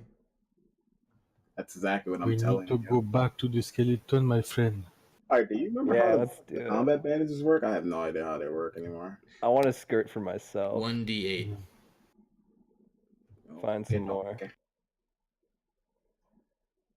All right, you heal 6 points. If you are at full health and you use a combat bandage, it will give you 1d4 of temporary HP. Hey, Chad, since you don't use bandages, you want to give me yours, or Yeah. You want me to give it to you? Or you want me to try and bandage you? how many do you have? I think I have all mine, like all 3 or 4 or whatever. Oh, you can try to bandage me, Chad. Yeah, I'll bandage you. I'll bandage you. All So right. what's the check? Just like medicine? The third leg. Yeah, roll a medicine check. Gonna And actually hurt me. if you pass a medicine check, I'll give you a bonus on the bandage. He's gonna scratch me with his huge claws. Oh my god! Critical fail. All right, now roll your d8 for the bandage. I cut my arm off All doing right. it. A 5. All right, you healed Darrow for 2 points of damage. Thanks, Chad. I did everything I could. You just kind of like spit on the bandage and slapped it on his arm. Gonna wake up with an infection. It just kind of sticks there. It's like seems to do something. Dragon spit is very good for you. Yeah. Somehow I doubt that, but I'm not gonna question you. I mean, it's always worked for me. All my my wounds healed eventually. I have It's something true. to do with me healing you after every fight. He's still alive. I don't know what you're talking about. Of course you don't, Chad. I got magic saliva. As you guys are standing here, you hear a grumbling from down the hallway, and roll initiative. Oh shit. Oh shit. 1 second. Yum. We have the best and the worst.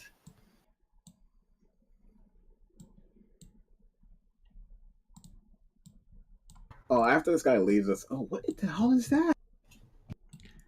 I do want to go back and fight that skeleton, though. Freaky over There there. are zombies.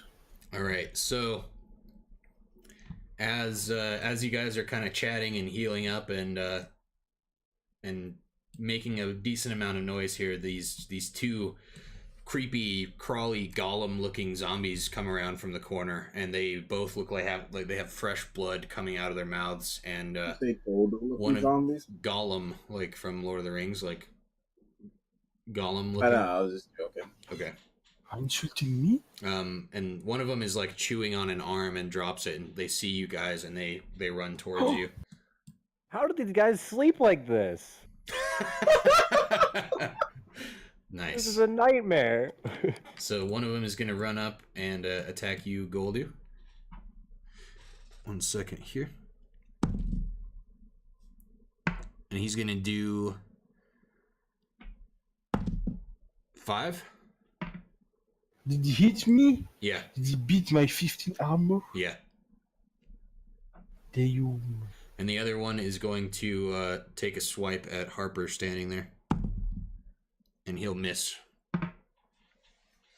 And it is Chad at the top of the order there.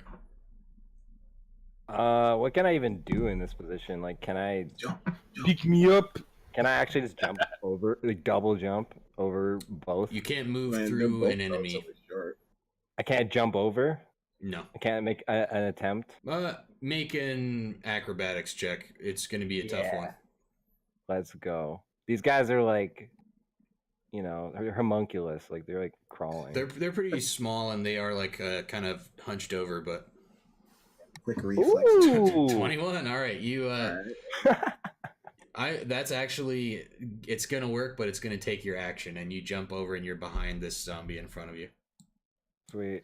You had to like vault and like the ceiling's pretty low in here, so you had to like do half of like a badass jump, and then you also like had to scramble a little bit, so it was a little tricky. I stepped on his head on the way. Yeah, down. yeah, and he's like kind of like swiped at you a little bit, but you made it over. 7 out of 10, Chad. Good job. Thanks, Mohawk Chad. It is now Wilfred's turn, and he's gonna run back a little bit and fire a shot, and then he'll also whistle at Harper to move back towards him after trying to grapple this zombie and pull him back with him. His shot misses, and then Harper attempts to grapple this zombie, and he misses as well, and then like kind of whimpers and runs back away, licking his wounds and stuff. And then Didn't it's trigger the attack from the zombie. he didn't. You see him run away and nothing seems to happen, and he gets out of range pretty quickly. Hey Vex, welcome to the stream. It's Goldu's turn. Goldu. I disengage Okay. and I go behind the corner where they can't see me and I stealth. Okay, make a stealth check.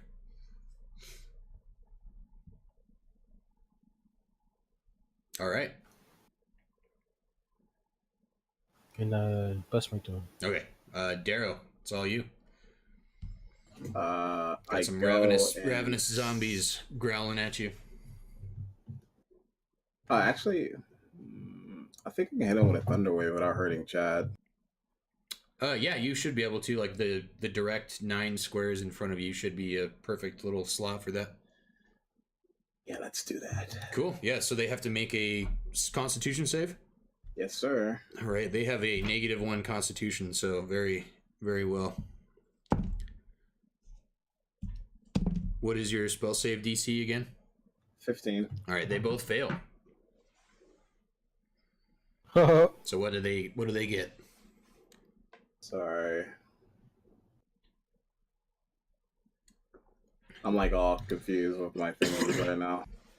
2d8, 14. 14 damage. All right, and then they both get moved. One of them is kind of blocked by a wall, and the other one's blocked by Chad. So they're gonna stay put, but they will both take 14 damage.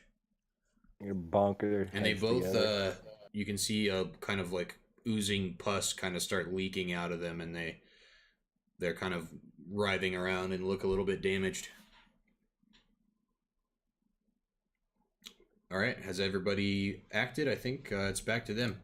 The one that Chad kind of stomped on his head and flipped around is going to spin around and try to take a bite at your leg there, Chad. All right. And he's going to 13. 13 13 to hit. Does that hit? Yeah, my armor is 13. Okay, cool.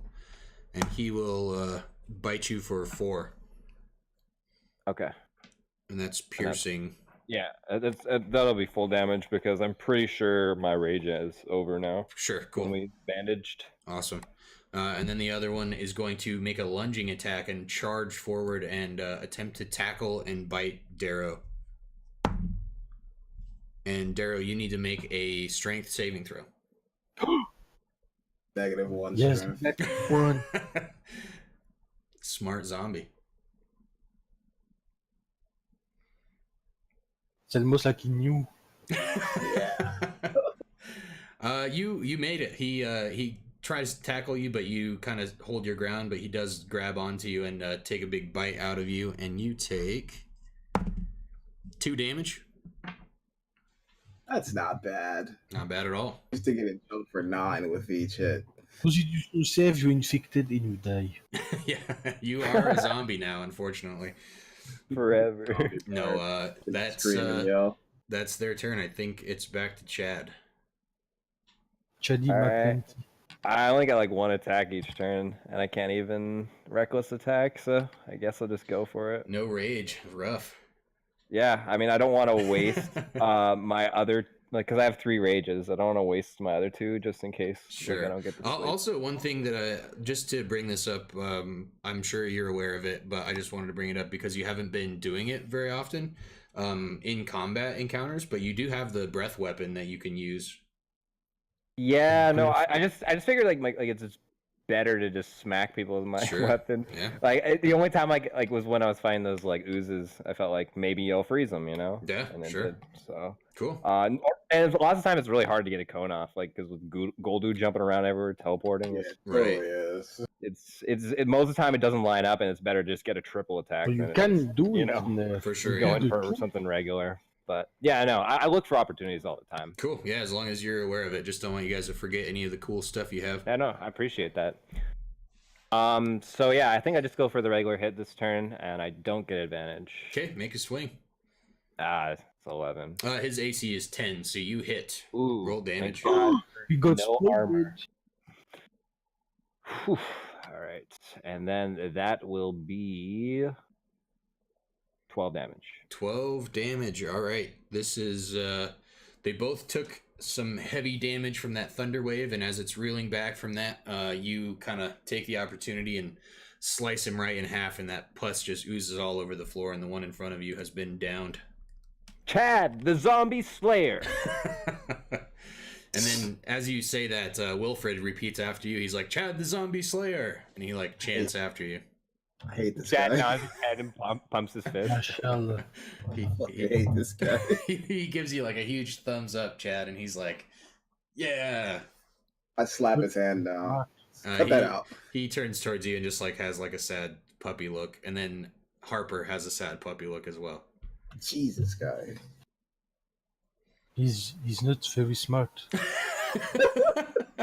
Can I move actually? Yeah, you can after? still make your Yeah, movement, can I move absolutely. to flank? I'll just move to flank. No, fool. Yeah, you're right Oh, you- behind. Yeah, well, I think that's a fine spot. I'll just stand there. Where do you want to be? No, that's where I want to be. Okay. It allows anyone to flank if Goldu wants to come in or anything. Yep, that's fine. All right, and it is now Wilfred's turn, and he's going to like grab. He's gonna grab Harper by the collar and like whisper some words at him, and he'll like kind of like push him towards the zombie, and Harper will make like a big lunging attack, It doesn't want to attack it. and Harper will grab onto the zombie's head with its mouth, and he's gonna try Holy to crush its skull. It's like, go ahead, buddy. Get him. I'll give you another coin. Good boy. And he takes a huge bite and locks his jaws on, and the zombie can't shake it off in time, and Harper like just bites down and rips this zombie's head off. I'm in the back. And Harper like shakes the head around in his mouth a little bit and just tosses it down the hallway, and Wilfred just like pats him on the back for a second. He's like, damn, that was disgusting. I'd say I'd have enough zombies for today, but let's go find that zombie. The skeleton. You have to get the skeleton first, Chad. What skeleton? Like I thought there was a girl with a skirt. I'm so confused. As you guys finish up this fight, Wilfred kind of runs ahead for a second, and he runs into the crew quarters, and he says, you guys, while we're here, obviously we should try to be quiet to not attract any more attention, but we should really look to see if Phil is around anywhere. I don't know if he got caught up in any of this, but if he's not with Hicks, we need to find Phil and see what's going on. He's the only other person that I trust on the crew to maybe be able to help us. He's a very sensible guy. He might not be involved in all this lich nonsense. I don't know. I tried to make a You pass think at him, and he didn't In want these it. quarters? Well, Like, if he's in these got quarters, a then maybe. wife and kids, Darrow, so that would make sense. But And he's on the ship with a bunch of men. I don't understand. well, maybe he'll come around. You just got to give him a chance. I don't know, but we should find him first. Am I stealth? You are still stealth if you want to be. Yeah, you can rejoin the Can I group, or sneak you can go into wherever you want. Yeah, when I scout. The crew quarters. Yeah. Okay. When Chad came in here earlier, he kind of illuminated a little bit, and then you can go in and you can see this totally like empty bedroom-looking room. And then if you come this way, you can actually see a dead body laying in one of the crew beds, and it looks like it's been stomped by a very large dwarf footprint that is stuck Okay. into its body, and the body's just crushed into the bed, and the bed is I'll like give broken you in half. 3 questions. Guesses, chat. What is that? Oh, I tell I'll the never order to guess. come see. It was the dragon, the crystal dragon. Yeah, okay. See It ya, made Luca. its way Thanks for coming by, into man. the bedroom, and it I tell smashed. the order to come see. All right, you guys Yes. all make your way into the crew chambers as well. I have a quick question, Sif. Yeah, go for it. If an enemy is backed against a wall, Uh-huh. does that count as advantage for the person attacking it? It does not, Oh, unfortunately. What do you guys Can I want to check do? the body? Yeah, you can see that the body's just like another person that you can probably tell was on that pirate ship that you guys got brought in on from Hicks's crew. Maybe a person that you recognized in passing, but just a regular crew member that has been killed. You can't find anything of use on their body, but make a perception check as you're kind of looking around. Investigation, Yeah. actually. Oh, investigation. oh wait, I suddenly remember. Thanks for Can the I lyric, run back Luca. and see if I can find that fancy rapier and if there's any? Absolutely, Hey. man. Yeah, you go back, you actually don't even have to make a check because there's just a sword sitting on the ground. Like, it's impossible to miss that. All right. You find the remains of the rope from the net that Chad kind of broke through. So you get an extra length of rope, and you find this Ooh. sword sitting on the ground, and it's this rapier with a curved blade. Make a history check. Can I use Jack of all trades to add half of my proficiency to that? Jack of all trades is always active, I'm pretty sure. Always active. I Okay. think you just always. Yeah, I think it's a passive. Yeah, you just Okay. from now on, all of your checks, you get half your proficiency added to it. Cool. Heck yeah. Which your proficiency bonus right now is No, 2, doesn't right? So matter. you get a +1 to any check. So Gosh. you try to think back on like any previous encounters you've had with swords that look like this, and you've definitely seen like rapiers before. You have one, and you can tell that it's the same type of like hand guard, and it looks like the same type of like a one-handed like fencing type of a sword used mostly for stabbing instead of like slashing or like doing any sort of like great sword type of actions or whatever. But the like curved blade, you've never seen anything like that before. You're not exactly sure what it is. All right. Well, I stole it in my. Is there any way I can roll for see what the quality is? So in case You it just doesn't can break. you can tell just from holding it. It seems like it's an extremely well made, like high quality sword. Like Yes. at least as good of metal and materials and craftsmanship as the rapier that you're using currently. But you can't Okay. tell too much more than that. It doesn't appear to be magical in any way. Yeah, I didn't have a rapier. That's why I wanted to pick that one You up. didn't but have one? I thought that's proficiency what in you it. were using. No, I was usually just using a spear or throwing daggers. Oh, okay, like that's any- right. I thought you had one. But yeah, it is you found a rapier. Yay. Again, I run back in Okay, you're back to in show the everybody. chambers. Look, Chad, look. Whoa, you got some cool loot. Does that make your hair billow? No. No. I mean, we don't know what all these things do. They could do all kinds of crazy stuff. That is true. Goldie, you made the investigation check, and you see that there's a couple of chests and storage containers in this crew quarters, like places people would put their gear and stuff. Oh, can I check them for money? Yes, you can. You go over to the one in front of the bed where the person is laying crushed, and you open up the chest, and inside you find a strange vial of liquid and 50 gold. 50? 50. Big. Hey, Godo, what'd you find over there? Was that more gold? Darrow walks in, and you ask Goldu that. What did you find? Yeah, Any more dude. gold, Godo? I found 15 gold. How many you say? Gold. How many? In gold. He's like covering his mouth every time, and you can't really make it out. Anyway, I put it in my pocket and I. No. I'm gonna walk up and can cook him with friend. Yoga Fire, thank you for the follow. Much appreciated. You wanna use your witchcraft on me? You're gonna cast friends on him? Yeah. All right. Let's see. You can. I'll go to Cat's friends and charisma check him and ask him the truth. Okay, go for it. Roll. What's your charisma check? What are you gonna try to do? I'm Just like, persuade him to Goldo. tell you how many gold he has. Yeah, I'm like, Godo, we've fought life and death together, man. I've thrown my life in line for you. You've thrown your life in line for me. Chad's been an idiot. I think we should probably share the gold you find at this point, right? Roll. Roll charisma with advantage. If only I knew how to do that. Just roll a d20 and add your charisma bonus with advantage. So do it twice. Perfect. Vex, how you doing, man? Thanks for joining the stream. I hope you're having a Wait, good don't I time. have 20 charisma?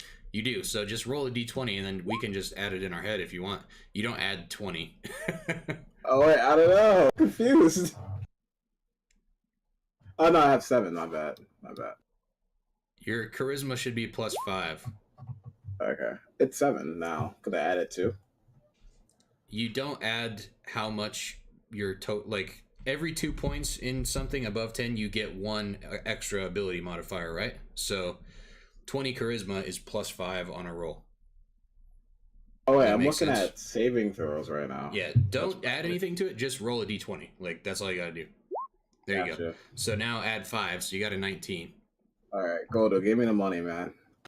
And Goldu, so you are under the effect of this friends spell, which you just feel this light fuzzy feeling emanating from Darrow, and you nostalgically think back on the amazing times you've spent together, and then you feel the weight of gold in your pack. What do you? Yeah, I want half, Goldo. What do you do? You are in no way charmed at all. Well, since I'm a creature prone to violence, I punch him in the liver. Yoga Fire in the chat says, "I wish someone would cast friends on me. That is hilarious." And I give him the 5 piece of gold. So he punches you, and you take 2 damage, and then he gives you some gold. 5. 5 pieces. Good enough, man. Good enough. Good talk. As Good you talk. And I guys, give him the vial too, because I don't want to. all right, he gives you a vial of mysterious red liquid. And And I as want to check the other yeah, chest. as you guys are doing this, you notice that there's another chest behind, and you crack it open as well. And inside of that one, you Another find mimic. that would be pretty damn funny, wouldn't it? You find a note inside this one, and Oh no. as well as a super sturdy looking belt made out of some kind of fine engraved leather, and you find another 20 gold. A note, a leather, and 20 gold. A note, 20 gold, and a belt. Yeah. What is the belt? Is it armor? Don't understand. It like meta game, technically it would be like some sort of like accessory thing. You feel a sort of like a magical vibe coming off of it, but you can't really tell what it is. I give it to For 300 gold, I'll identify it for you. It looks like a really big, like almost like a WWE like belt would look like a big old like a weightlifting belt type of a thing. Ooh, cool. What's that? Chad. Screams Chad. What's that you guys playing with over there? God. A toy box? There's a toy box? Oh, look at this. Chad Look at all this cool stuff. comes in and sees you guys getting some loot, and as you do that, Wilfred walks into this room over here, and he's kind of looking around as well. They say, oh, it looks magical. It does look magical. Chad's gonna do an Arcana check. He's 0 bonus. Sure, yeah. Roll. I want to try to. Yeah, you guys can all roll Arcana. Darrow included, if you'd like. Sure. Okay, this is like getting ridiculous. Dude. Darrow, This is actually ridiculous. Darrow grabs it first, and you're like, "What is this?" And you like hold it above your head, and you're just like trying to figure out what a belt is. And you just like hand it back, and you're like, "I got nothing, guys. Sorry." And then Goldu and Chad kind of like hold it together and pass it around, and they kind of surmise that it does look like some type of like a weightlifting or like a sturdy belt made out of some pretty high quality leather, and it's got some weird symbols and stuff engraved on it. Can you do detection on it? Or something? What do you guys can try anything that you want, yeah. You wanna try to do it, Daru? Where's a spell for that? How much gold do you have, Goldu? Oh yeah, I just looked at 20 gold. It's not enough, I'm sorry. That's a whole spell slot. Sorry, bud. You wanna try to put it on, Chad? It may kill you. I'll put it on. Chad puts it on. All right, you strap this belt on, and it like kind of pulls your back straight and like improves your posture a little bit, and you feel like energized as hell, and you feel like the Chadliest Chad that you have ever chatted before, and you feel this surge of energy kind of wave through your body, and you can't Hey, explain Chad, it. see if you can fly. This belt is Chad. Yeah. Chad attempts to fly. Yeah, jump up the steps to see if you can fly. Make an acrobatics check. All right.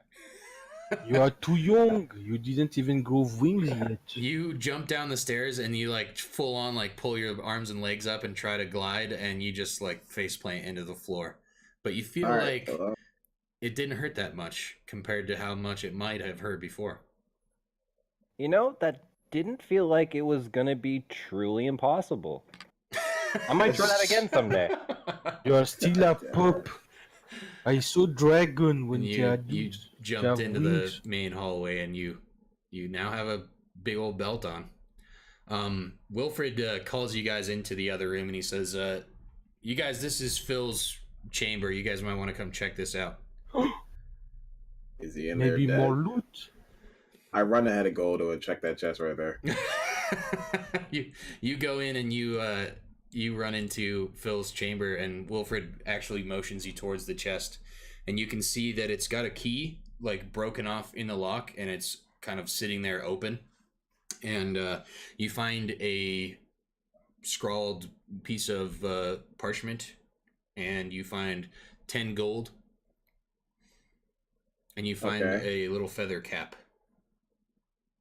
Totally put the cap on. Put it on right now.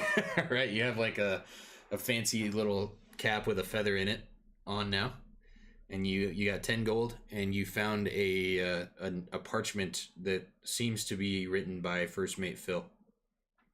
Oh yeah, true. You want to read it, Goldu? Yeah, give me. You gave the note to Goldu? Yeah. Okay. While he's doing that, can I roll for Arcana and see if it's a fancy hat? Yes, roll Arcana. All right, this is ridiculous. I'm sick of this. With a roll of 2, you can't tell. You look at the hat and you're like, this is a hat. It's fancy. I'll keep it. Does it go on the head? You put it on your head, and you feel fancier, but you don't know why. Time to liven up this place anyway. Yoga Fire in the chat says, "I don't trust this belt, and this is a good D&D campaign. Glad you're having fun. Thank you so much for joining us." So Goldu, you now have 2 notes procured from the crew quarters, and Wilfred says, what does Phil have to say? We need to find him. I read the parchment.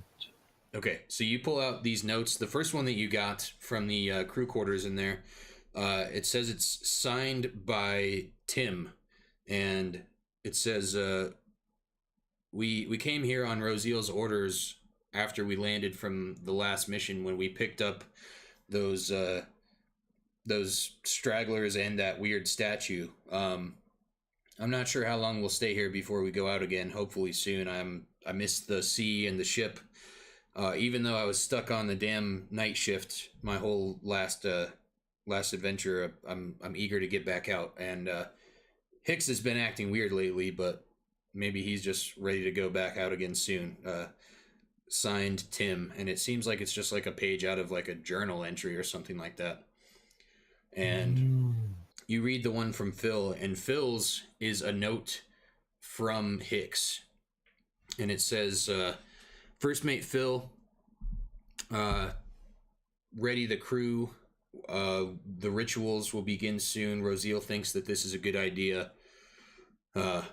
If this lich gets summoned, it could be bad news, but I think Rosiel knows what she's doing, and she says that this is the best way for us to take over Chance and finally have some just rewards for all of our years of service."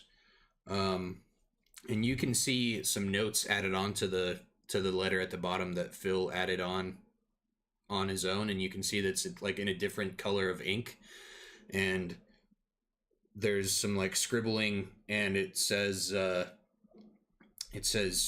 Hicks gone mad,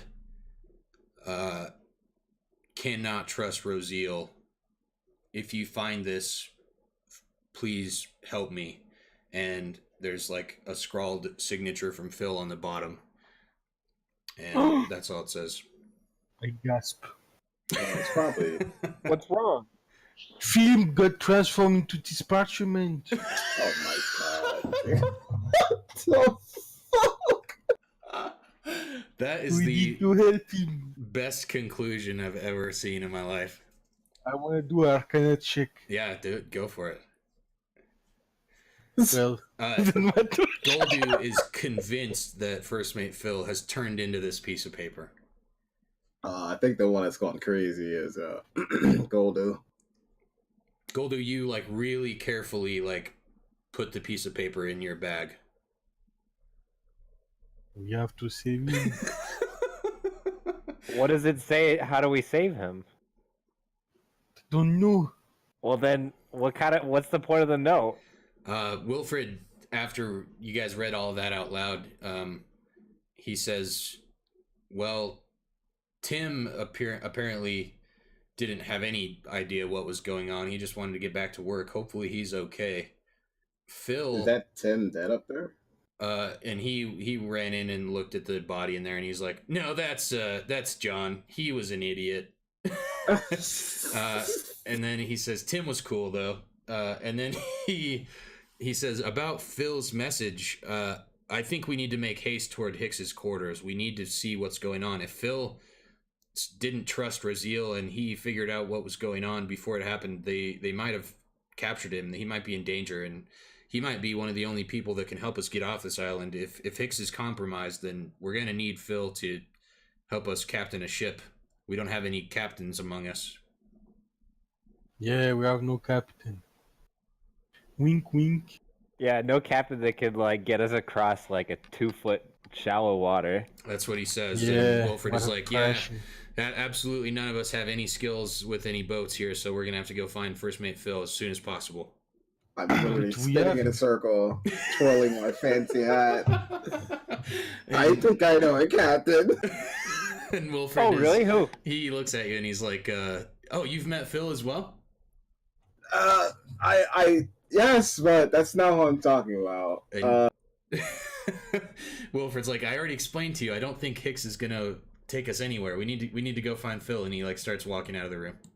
Yeah, I wanna check the corner. Okay. Can I check the corner on the south? Yeah. Of the hallway? You sneak down here, and you can see to this pretty much line in front of you. You can see it goes up into a stairway and into a T, and you can't see it just turns into corners. And then you can see this way, also a corner. Fascinating. Damn. Make a perception check. Yep. Let's go to right. Yeah. 5. Seems clear. Yes. And, But we need to go north. Wilfred says, "Yeah, we do need to go north. Let's get back to Yeah. Hicks's chambers. We need to find him ASAP." However, meta problem. I Okay. can't move the map on the left on that roll 20. What do you mean? To move the map on the left on roll 20, it's stuck. You can't scroll to the left. Yeah, I can't move it to the left. You can't go Is, left at all? Is the bar gone, or is it like where did the bar stuck? Can you move it by right-clicking and dragging? That's how I move the map. Yeah, I tried, but it's stuck on You might have to refresh or something. I don't know, man. Yeah, try refresh. Yeah. Should refresh pretty easily, but we won't have to go left anymore if you guys are going to go north, so don't worry. Yeah, whoever. I showed them the way because I'm the most experienced. Okay, back towards the Alright. skeleton wizard. I mean, I'm the one that took a Yeah. chunk in the chest from it. That is so true. You ran like a cat away from it. Oh yeah, it worked now. All right, you guys heading back up? Yep. Yep. All right. So, Wilfred explains like he thinks that you guys are pretty close to Hicks's quarters. Like now that he knows that you, like he hasn't been on this side of these rooms where you came from, but now that he knows that you kind of were in the crew quarters, he kind of has a better idea where you are, like in relation to where Hicks's chambers are at. And he says like, yeah, I think we should go north in this hallway, and you get back into the room with the levers. I warned them that I stole a robe from a skeleton on the next room. And he was angry. Wilfred is like, oh my god, what was the skeleton doing in there? He was making food or something, I don't know. He said, why was the skeleton making food? Well, a man gonna eat, even if he's dead. Why do you feed goat to your dog? Wilfred said, he says, good point, man. Man's got to eat. Let's go take him down. Are you ready? I'm about to pull the lever. Do we know which one it is? Yeah, you decide which But- lever you're gonna pull. I put back the left one to close the door. We're coming. And I put down the right one. All right, so you now, like when you come in, Wilfred watches you do this, and he just thinks you're a wizard. Like you immediately pull all the right levers, and the door to your north opens up, and he's like, "Oh, nice, man!" And he charges forward and walks into the room, and It's totally gonna die. and Harper is right behind him, and he walks up and he is like, "So where's the skeleton, guys?" And you can see in there the room appears to be empty. Oh, god damn it. I gasp Well- again. That's not terrifying. You don't notice anyone in here at all. Oh no. Do we You want ran to go? away. Do we want to go the other way? Because then we can walk around the zombie, or do we want to go through the zombie, or do we want to keep going up? I think those are our three options. So Didn't you I say he will was stuck, I though? will show you guys on the screen if you want. Like you saw it from two angles now, so I'll assume this is just like common knowledge. Like this room, you can see how it's laid out. If you guys want to go this way or whichever way, you can do whatever you want. I mean, you seem pretty convinced about there being another room over there, Chad. Let's go. I mean, like Yeah. why are there traps and why is there a zombie like that? Is this like the guy wants the goods? I mean, and then there's traps because there's goods. Like it's just it all adds up. It all makes sense. You know, Chad, I've learned better not to trust your intuition at this point, so I'm just gonna go ahead with your plan here. Can I make a Investigation check on the table. The zombie, the skeleton was on. If you head over there, you can. Yeah. Yeah, 108. Okay. I shall walk. Are you guys gonna come into the room with Goldu, or what are you guys doing? No, Nope, I gonna wanna stay here go. away from I wanna the go guy. down to the right so I can go around the zombie. Oh, not 20. Okay, Goldu, you walk up to this table where the skeleton was performing this ritual, and you see 3 vials of this like strawberry red liquid sitting on the table there, and you see the same rune that you saw carved into the wall in the caves where the water was at. You see the same thing that's like glowing and starting to fade from the table. I gasp a third time. And I showed them, I keep telling guys, come see. It's doing light and stuff. And It's... Wilfred will definitely come Is it check the it same? out. Is it the same vial that I gave to Daru? It appears to be similar. Fourth time? Nah. Do you guys come and check surprise. it out when he calls to you? Nah. Nah. Chad thinks this is where the zombies come from. I take the 3 vial. Last time I came, man, Okay. he left me. You pocket the vials, and so you guys are gonna go down. Yeah. Okay. Well, I'm not gonna go down. I'm just gonna sit here at the door because I'm not getting left in again. Okay. Oh, can't we see what is in the front? Like more north? Yeah, you can walk up if you want to check it out. Yeah, can't we see from here? So from like right where you are right now, 1 second. You see, A dragon. yeah, a straight path forward, and it leads to a pool of water, and then there is another locked sliding stone door, like much like the room that you just came from. I suppose we don't see the trap in the middle, right? You make a perception check. Yeah. I have 0 bonus. Oh, 19. Yeah, you can see it. You see the pool of water. It's maybe 6 or 7 feet deep, and you can see in the bottom of it there's like what normally would be like a pit trap, like where the trapdoors fall and you can fall into the spikes. You can see it's just sitting there open, and you can see it submerged in the water. Yoga Fire with the donation. Thank you so much. I'm glad you're enjoying yourself. Thank you so much. Is there any lever like the previous room at the door? You can see a lever all the way at the other end by the door. Damn! Are you tell gonna? the order. Okay, so Goldu calls out to you guys and tells you that he sees a path forward with a pool of water and a door In a trap. and a trap. He ran perception, right? Not investigation. Perception for the trap.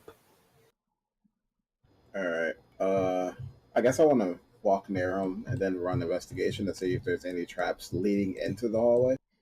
Okay, you get up like right next to the edge and you look in and roll investigation as well. And I'm gonna just assume Goldu, you are like standing next to him and you're both kind of just checking this stuff out. Chad, what are you trying to do here? Chad's just kind of like waiting at the door, kind of just like an impatient dog. Okay. You know, it's like he's trying to play it cool, but he really just wants to go around and get around that zombie. Okay, you can go down if you want. Yeah, you can go ahead. He's not gonna go by himself. He doesn't want to waste his rages. Okay. You So can take Puppy with you. Why can't you can go to the right and attack the zombie from behind, right? You can do that, yeah. He's freaked out. So you come up here, Darrow, did you roll you did, okay. Yeah, it's You 16. can tell that there's the two, like the trap doors that open up, but it's all submerged. Like the water's like totally filling up this hallway. And you can just see the lever next to the doors at the end. And you don't see anything else totally obvious about the room. Wait, is the water filling the trap too? Yeah, it's totally submerged. Like No. you could just So swim we across. can just swim, yeah. I wanted to see if there was like a tripwire that will make the water recede as soon as we get over the trap, and As far as you can tell, you can't see any other sort of triggers or anything. All right, cool. Go ahead. Go try it out. But Daryl want to kill. Chad want to kill the zombie. I wanna go and check the zombie. While you guys are kind of discussing your plan, Wilfred pipes up and he says, "That thing looks pretty dangerous. I am definitely not going to go across that without everybody here.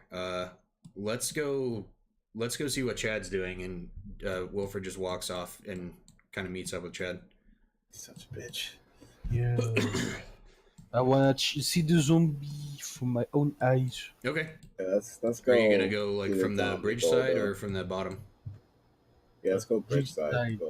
Okay. Just want to have it in sight.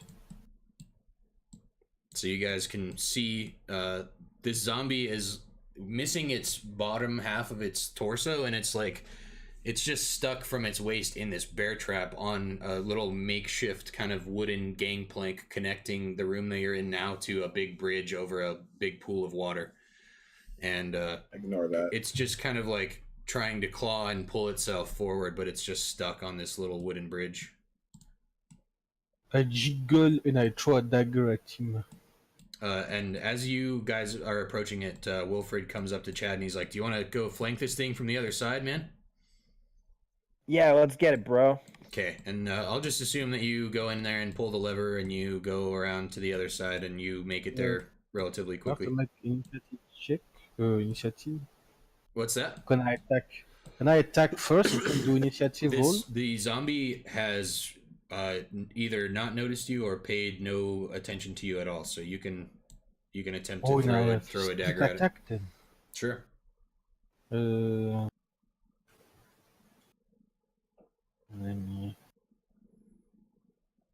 22 to hit. Okay. Roll damage. 3d4 because it's a dagger. Okay. Plus 4, it's 14. You sink this dagger into this thing's back, and it like reels back and pushes itself off the ground. It's been like mostly just like out of its mind and like clawing at the floor, trying to like roll itself around and escape. And it like pushes itself back and like loses its balance, and it falls off this bridge and like into the pool of water below. Shit, I lost my dagger. Well, somehow falling in that water got a lot scarier. Chaz is gonna like walk forward like onto the bridge and you just get like a perception check. He's gonna look around. Okay. Like, yeah, just right there. You're about halfway up this bridge. Yeah, make a perception check.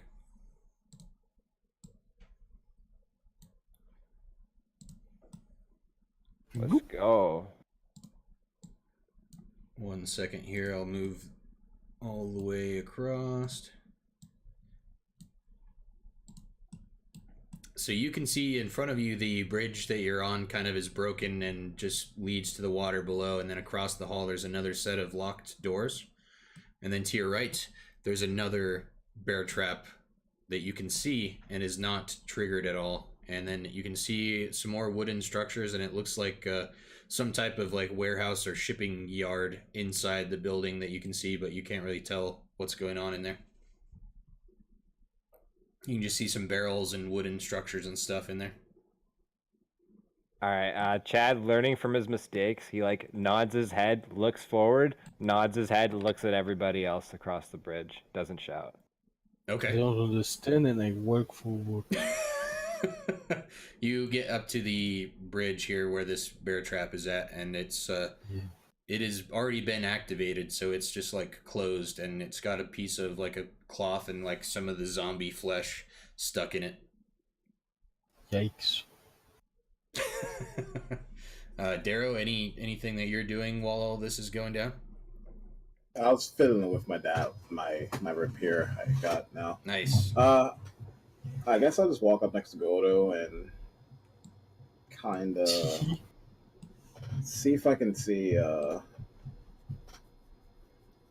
Why, mate? Well, I want to see what's up with that door up there. Actually, Okay, you I you guess like I walk up walk to to the that. end of this plank here, and you can see it's been broken off, and you can look down into the water. It's probably like a pretty sizable, like 20-foot drop into this pool of water that you can't really see the bottom of, and it's about a 10-15 foot jump across this gap, and then there's a set of stone doors over there.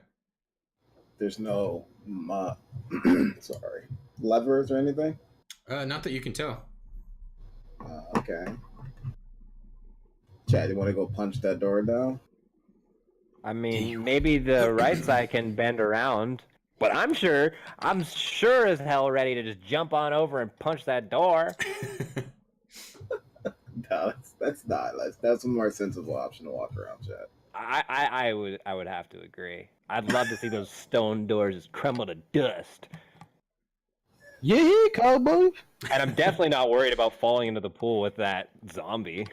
As you guys are debating your plan here, Wilfred kind of steps up to the action here, and he looks off into the right, and he says, "That way's the warehouse. There may be some action over there, but that's definitely not towards Hicks's chambers. So if we go in there, we might find something, but we're gonna have to double back this way." I asked him to specify what. Yeah. What will we find? He says he doesn't know. There's usually a crew of people working in there on trying to like unload. Yeah, Maybe I I mean, would- if you think did. about it, they had these weird things. Remember, like they had in their treasure chest some ugly ass gargoyle that was like super magical. They probably got some cool shit that they're like storing up in their like crates. But I mean, that's probably like a whole battle. Yes, I probably mean, have you ever trouble. shied away from a battle, Chad? Of course not. Definitely not anything like, for example, a giant zombie in the bottom of a pool. I'm not scared of that. I'll take that anytime. But let's fight those guys first, All right. or punch the door, and then we'll think about Okay. the zombie. I vote right side. That's Right or it. forward? Well, how loud can you yell? Chad? Wilfred Actually, Wilfred chimes in and he says, "I vote left. There was a room we could swim across and hit the lever, but I'll follow you guys wherever Shut you up! go." You don't have a vote. He says, "Fair enough," and he just pets his dog and whimpers off to the side. I think we can probably, if someone's in it, I think we can lure him out by getting the dog to bark, and maybe we can knock him off into the water with the zombie. Wilfred says, "Absolutely, I can make Harper here do anything." What? Anything, You want to throw the Anything. dog at the door? anything. Anything. Will he jump off for you? Meta, I feel like the dog is just gonna like trigger the trap and then just fall in the pool. He says, "Well, yeah, he would jump off if I asked him to, but I would not do that."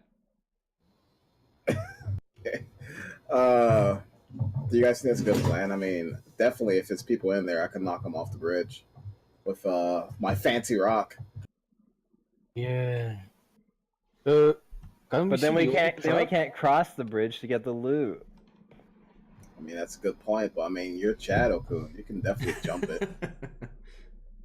That's true, but I mean, what if I slip and then none of you guys can break the door without me? We Not throw you that a door. rope and you climb. I mean, it probably goes around, Chad. I mean, maybe, but I don't know. I just know that if we destroy this walkway, we cannot go this way, and it might be a very long walk around. I'm sure we Uh, could find something. This is a long much enough. further jump than the jump up here. You're right. You're totally right. We just used you as a bridge. How about that? Can we see the other trap on the wooden thingy on the right? Yeah. Yeah. Yeah, he told us we could see it. It's active. It's sitting there ready to Oh. bite. And you can see the one that's close to you, Goldu, is just it's closed up. It's just sitting there. I want to try and sneak in the warehouse and take a scouting. Okay. Sure. 15. We'll do this thing. So you sneak around, and since you saw this trap already, you can kind of just like hop over it. And Yeah. you get to about right here and make a perception check. Here we go, baby. Oops. The classic Hey, 38. how did that Really happen? dispels all fog of war. How did that happen? You didn't choose anything. True 10 omniscience. No Might have bonuses hit to like perception? compound. plus now 0. Okay, you walk this way, and you kind of sneak around the corner here, and you can see the room. 1 second.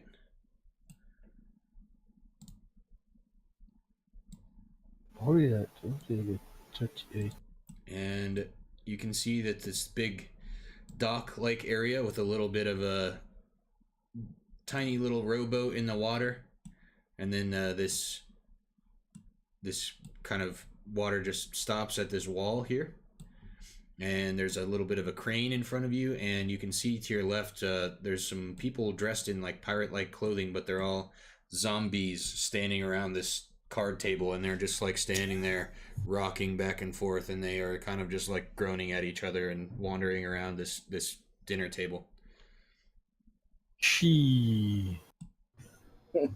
I back up slowly Okay. behind the trap, Okay. and I what do I do? And I tell the other first. Mm-hmm. Say, do we bait them to the trap? We can get Chad to like freeze the walkway so they'll slide off, maybe. That'd be pretty funny. Yeah, at the least, we'll easily be able to mop them up as they slide towards us. Yeah, but is noise gonna make them come? They're zombies. Probably. You guys can try. So we could Get your beat it dog up. to bark. Yeah. Wilfred snaps his fingers, and Harper just immediately lets out this like whoo, whoo, whoo, whoo, and it echoes Chad, through the chamber. Freeze the bridge. Are you guys going to try to do anything else? I hide behind like the small I'm thingy gonna stand on the right bridge. on the end of the bridge with my spear pointed straight out front. So when they slide, I'll just poke them. Okay. Are you? I'm gonna stand where the dog is. And Okay. It'll swap with me or something. Are you using your breath attack on the bridge? I'm gonna. Chad's gonna wait till the last second. Okay. Yeah, After freeze the bridge. We after can a minute, cross. you hear some grumbling, and then you see this one lone zombie crawling on hands and knees, and he's just crawling towards you guys. And Just Hey, what? look, it's Goldo's uncle. he gets to the trap, and he crawls right over it, and it snaps, and his head is stuck in this trap, and he's just flailing and beating on the bridge now. Well, time to beat it senselessly. I stab. Smash it, Chad, with your hammer. No, I need to kill for the Roll gold. initiative, guys. You have more than enough gold. If he hit the bridge, he gonna break it. Yeah. I first. Okay. 1 second. Let me roll for Mr. Wilford here. Okay. Goldu, you're up. Do I have sneak attack? You can see. No. Ugh. Then I stab its head. Do I get advantage? Yeah. Which if you have advantage, then you do get sneak attack. So yeah, go ahead. Go Oh. for it. Oh, close. Do I hit, right? Yeah, you hit. Roll damage. Yeah. 20. Ooh, nice. All right.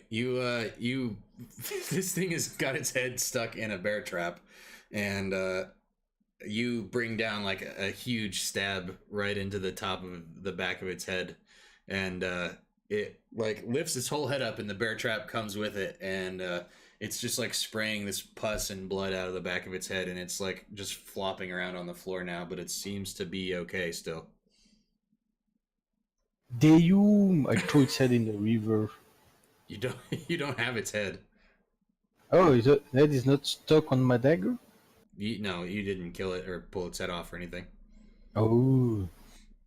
Hey, Hi. Pringle, welcome to the stream, buddy. Next up is Chad. All right, he's gonna ready his arm, gonna take a step back, and he's gonna launch a javelin right at the thing's neck. Okay. So roll to hit. There's no advantage, right? Because it's ranged. Correct. And you just don't have advantage right now. Yeah, it was just because he's like in the trap. Right. But yeah, no, that 11 won't hit, will it? Oh, will it? He's no armor. Let me see what his AC. As you check this guy out, you can see he's not like just a normal like fleshless zombie type thing. This is one of the like actual like members of this pirate crew. Yeah, who's been zombified. He's still got like one of his leather boots on and a little bit of his like chest armor on. So your 11 whizzes off of him and doesn't seem to do any damage. The boots, man, the boots. Yeah, the javelin hits one of his leather boots and it just bounces off. It's because of your sunglasses. Forgot he had those on. Yeah, the light of the water refracted into my eye. Ah. Yeah. All right. Anything else from Chad? No, he just has like passive thoughts of water zombie in his head. Can Darrow. I just fling him off with the spear? Fling him off? Like, kind of just poke him and fling him off? You can try to make an attack and then make a strength check, I guess, to see if you could like grapple him with your weapon. That's definitely not gonna work. He's wicked. I use my feint. I walk up. We're gold. Can I fit on that bridge with gold? Sure, you can try. Do what? I walk up next to Goldu. To the left or below? If I can squeeze there. Where? To the left. Okay. Or whatever, next to him. Okay. Like directly next to him, what I'm saying. Oh, you can't be in the same square as anybody, but like, yeah, if you want to be below him. Oh, okay, that's what you meant. Yeah. I want to poke him with my fancy rapier. Okay. You come up and let me see if I can make this look a little better here. You get right up next to him, and as soon as you pull back with this with your sword, you make an attack roll, and also I need Goldu and Darrow, I need you both to make a dexterity saving throw. Yes. As you pull back from this you pull back your arm to try to stab the rapier into this zombie, and you feel this plank start to crack. That's my bad. I rolled a 21. 17. Okay. You're at 21. You stab forward really quickly, and you connect with this zombie, and roll your dex saving throw as well there, Samurai. You did the Yeah, that was a 21. Oh, I told you to make an attack roll first, but okay. Oh, did you? Okay. Yeah. I can roll it. Your 21 will use for your dex throw, that's fine. 14, okay, you do hit. Roll damage with the rapier really quick. Pringle, finally you're watching a good streamer. Thanks, buddy.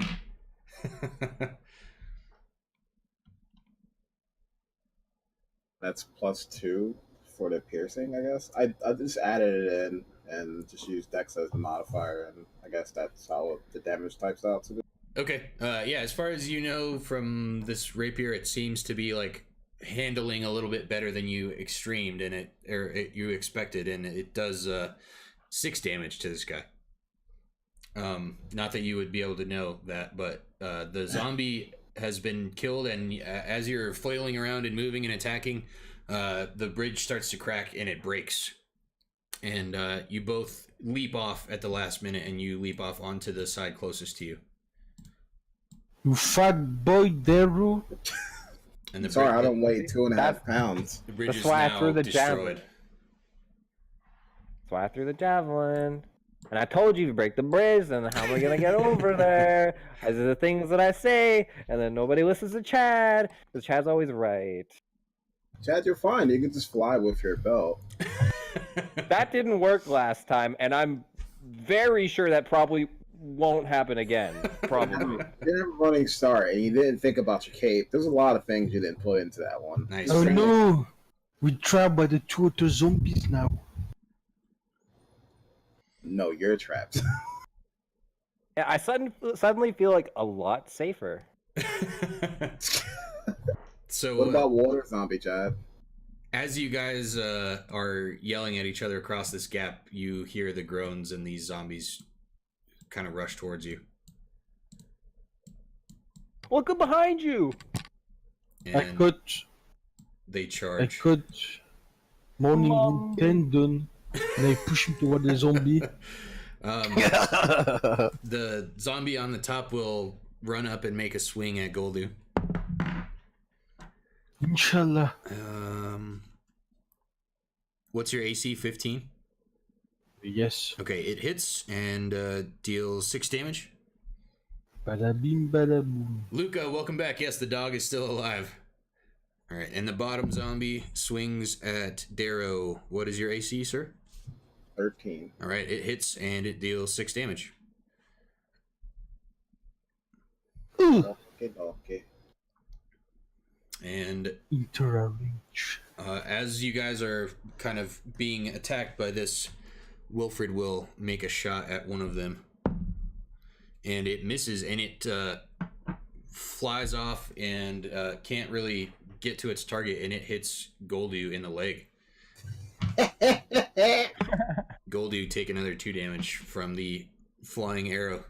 That's what you get for being short. Oh, Random British dude asks, how hard is it to die in this game? Not extremely hard. It's definitely, it happens a lot. And if it happens in this campaign, like, I told these guys to not be surprised, so it could happen. All right. Chad, I think you're up. All right, real quick. Can I make like a Frozone ice bridge? No. Can I make one that supports the dog? No. Okay. I'll just throw I a mean, javelin you can then. try. Travis our rope! Travis our rope! You can try to do that, but I guarantee your character would know that the ice bridge you could make with your breath attack would be like 1 centimeter thick. So you could try it, but I'm pretty sure Chad would know, like, no, that's not going to work. Travis our rope! Chad would understand the extent of his power. Yeah, exactly. Okay. I guess I could. Like, would throwing a rope be like a bonus action? Yeah, that's fine. I think you can actually. I think it's a free action. You can like interact with an object. Yeah, what I want to do is free. like use like one action, like a bonus action, to like secure one end of like a rope, and then use like my main action to like attack, and then like the bonus action to throw the rope. If I can do that. If you're gonna do like 2 things with the rope, then I will consider that like an action. You know what I mean? Like if you're gonna secure it and throw it, then that's a full-on action. Yeah. Okay, I'll do that instead of attack then. Okay, so you're gonna tie the rope off somewhere on your side. Yeah, like that crumbled like piece that's right next to me on that left. Like, Okay. it's got like a nice little hook on it. And I'm just gonna tie like a nice little knot around that. Okay. So you have your rope tied off to it, and I think in your pack you probably had like 100-foot length of rope or something. I have at least like 30 feet or something. Let me see. Okay. Yeah. See you, Yeah, I Pringle. think Thanks for coming by, man. Like 50 feet or something. So. Okay. Yeah, How you long that is. make a strength check for me. All right. Oh wait, no, it's -2. So 18. Yeah. Where are you trying to throw this to? I'm just trying to throw it at Darrow, like to try and like loop it underneath his arm, so even if he doesn't notice, it'll just kind of like catch him off guard, and he can maybe yank onto it Yeah, and find somewhere to. you kind pull of it. throw it over, and he notices it, and you catch the rope, Darrow. So you are connected to this rope as well. Catch. And I got it. I don't remember the. Let me check the initiative order really quick. I think Goldu was first. Oh yeah. It's back to you. So the rope is. Darrow has a hold of the rope. He hasn't tied it off or anything yet. He's just holding on to it, and the other end is attached to the bridge on the other side. Well, what is the like running, jumping? What's the distance I have to take to do that? There is a calculation for that. Let me look it up really quickly.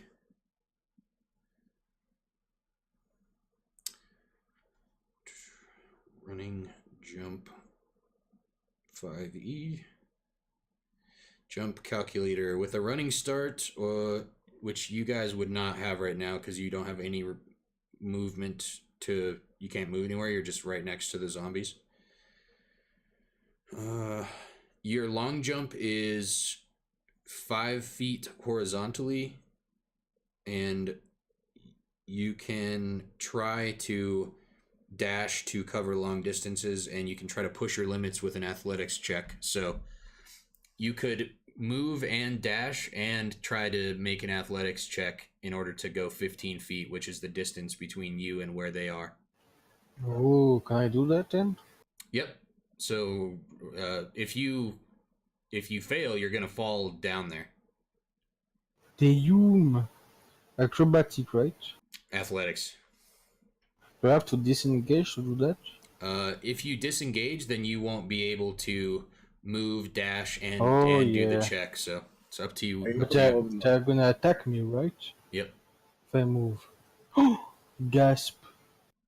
Yeah, it's not easy from standing still with a zombie to just go from standing straight up still and jump 15 feet Can sideways. I go into the defensive position like you say as stream?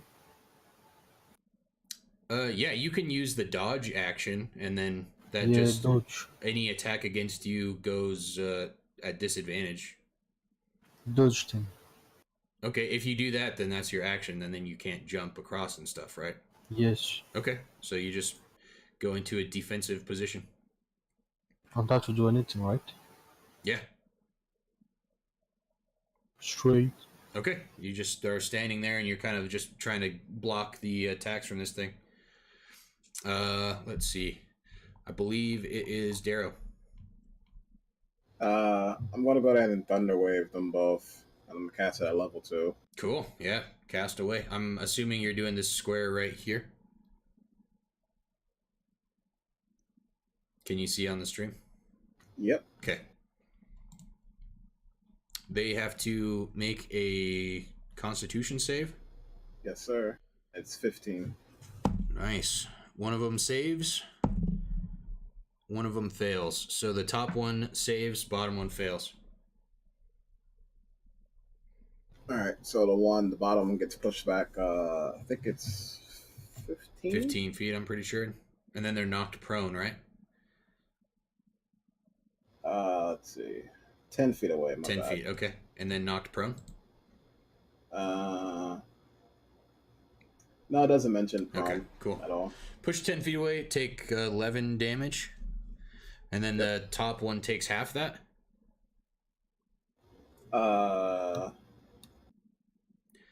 He successfully saved, so I think he takes half damage and does not get pushed.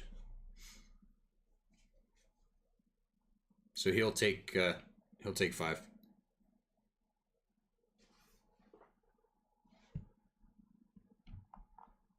Hello? Nah, he just still takes the damage, doesn't get pushed. On a successful save? No, my bad. Yeah, you're right. Takes half damage, right? Yeah. Okay. Anything else you're gonna do on your turn? No, that's it. No. Tie the rope, fool. So. Oh yeah, my bad. Yeah, I used my bonus action to tie the rope. I'm sorry. Okay. What are you tying it to? Goto's fat butt. You can't.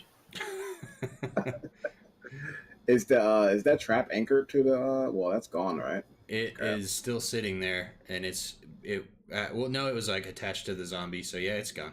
Let me get that out of the way.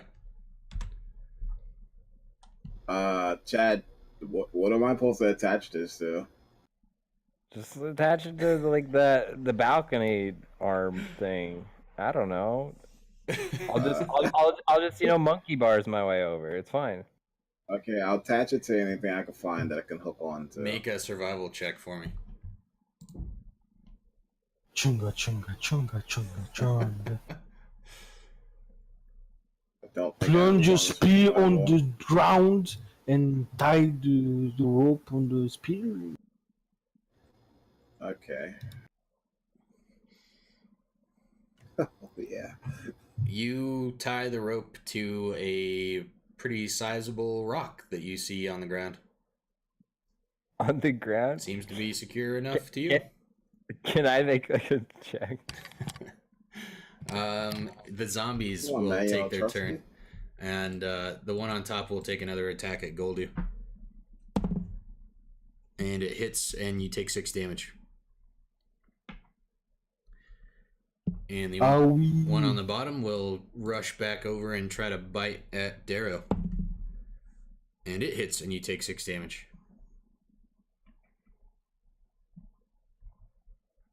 Nice. And you hear a very loud splashing noise coming from behind the zombies. And it's now Wilfred's turn, and he's going to try to shoot at one of them. And he misses, and he whistles and tells Harper to try to jump across, and Harper's going to try to jump. Oh my god. And Harper fails. No!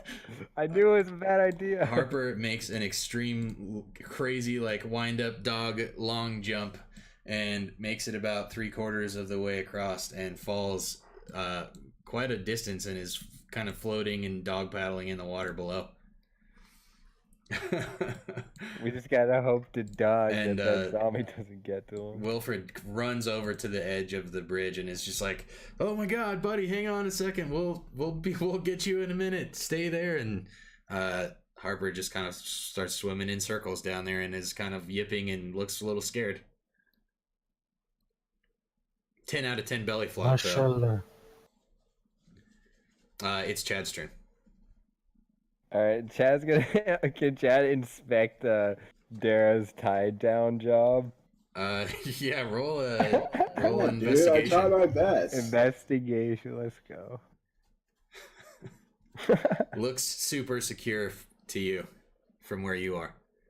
Okay. Well, that looks pretty He secure, rolled a but 5, everybody. I think they have that under control. I want to go help the dog. Chad, we don't have this under control. Chad, like you inspected the rope, and to you it looks like it's secure. I think. Yeah. Like, are you sure you would inspect it and it looks Yeah, secure, and then but you would like the change your dog- mind? Yeah, but like the dog, like actually, like Sure. fell in it. He would inspect it anyways, just to see if he actually tied it, right? Sure.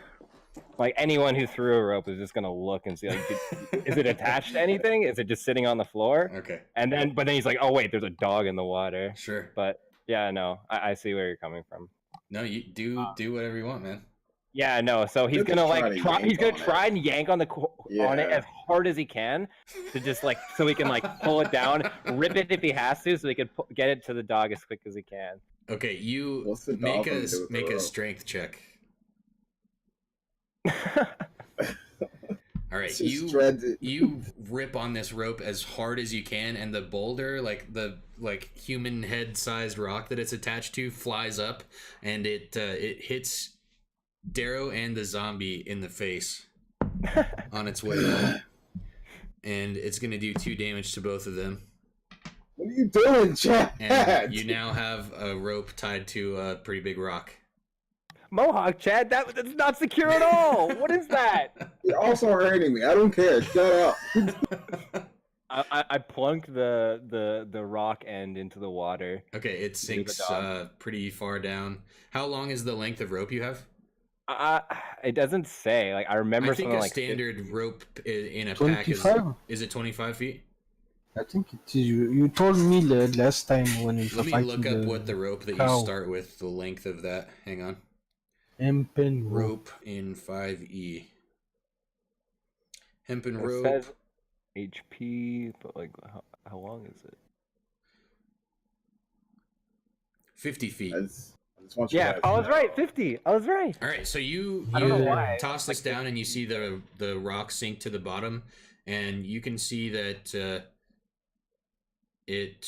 you have about half of your rope left from you to the water.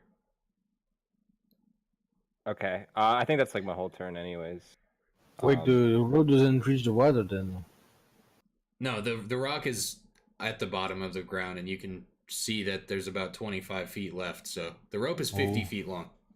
Yeah. If I could do anything, I'll just like ready like a help action to help pull it up. But that's all. Okay. All right. Wilfred yells at Harper to try to bite onto the rope, and Harper is swimming in circles and like doesn't know what you're talking about. What turn is it? What happened to anything? I believe it's Goldoo's turn. Disengage, jump in the water, grab the rope and climb. All right, you disengage and jump in the water. Make a dexterity saving throw.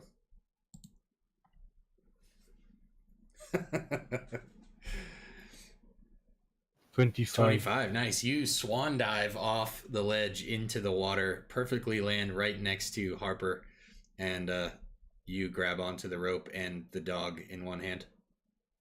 Can I climb then on this one? You can grab on and you can try to climb it next turn with your... Because it say climbing no longer costs you extra movement on my second story work. Nice, that's pretty cool. You climb faster than normal, no longer costs you extra movement. Oh, also you get a better long jump. That's pretty cool.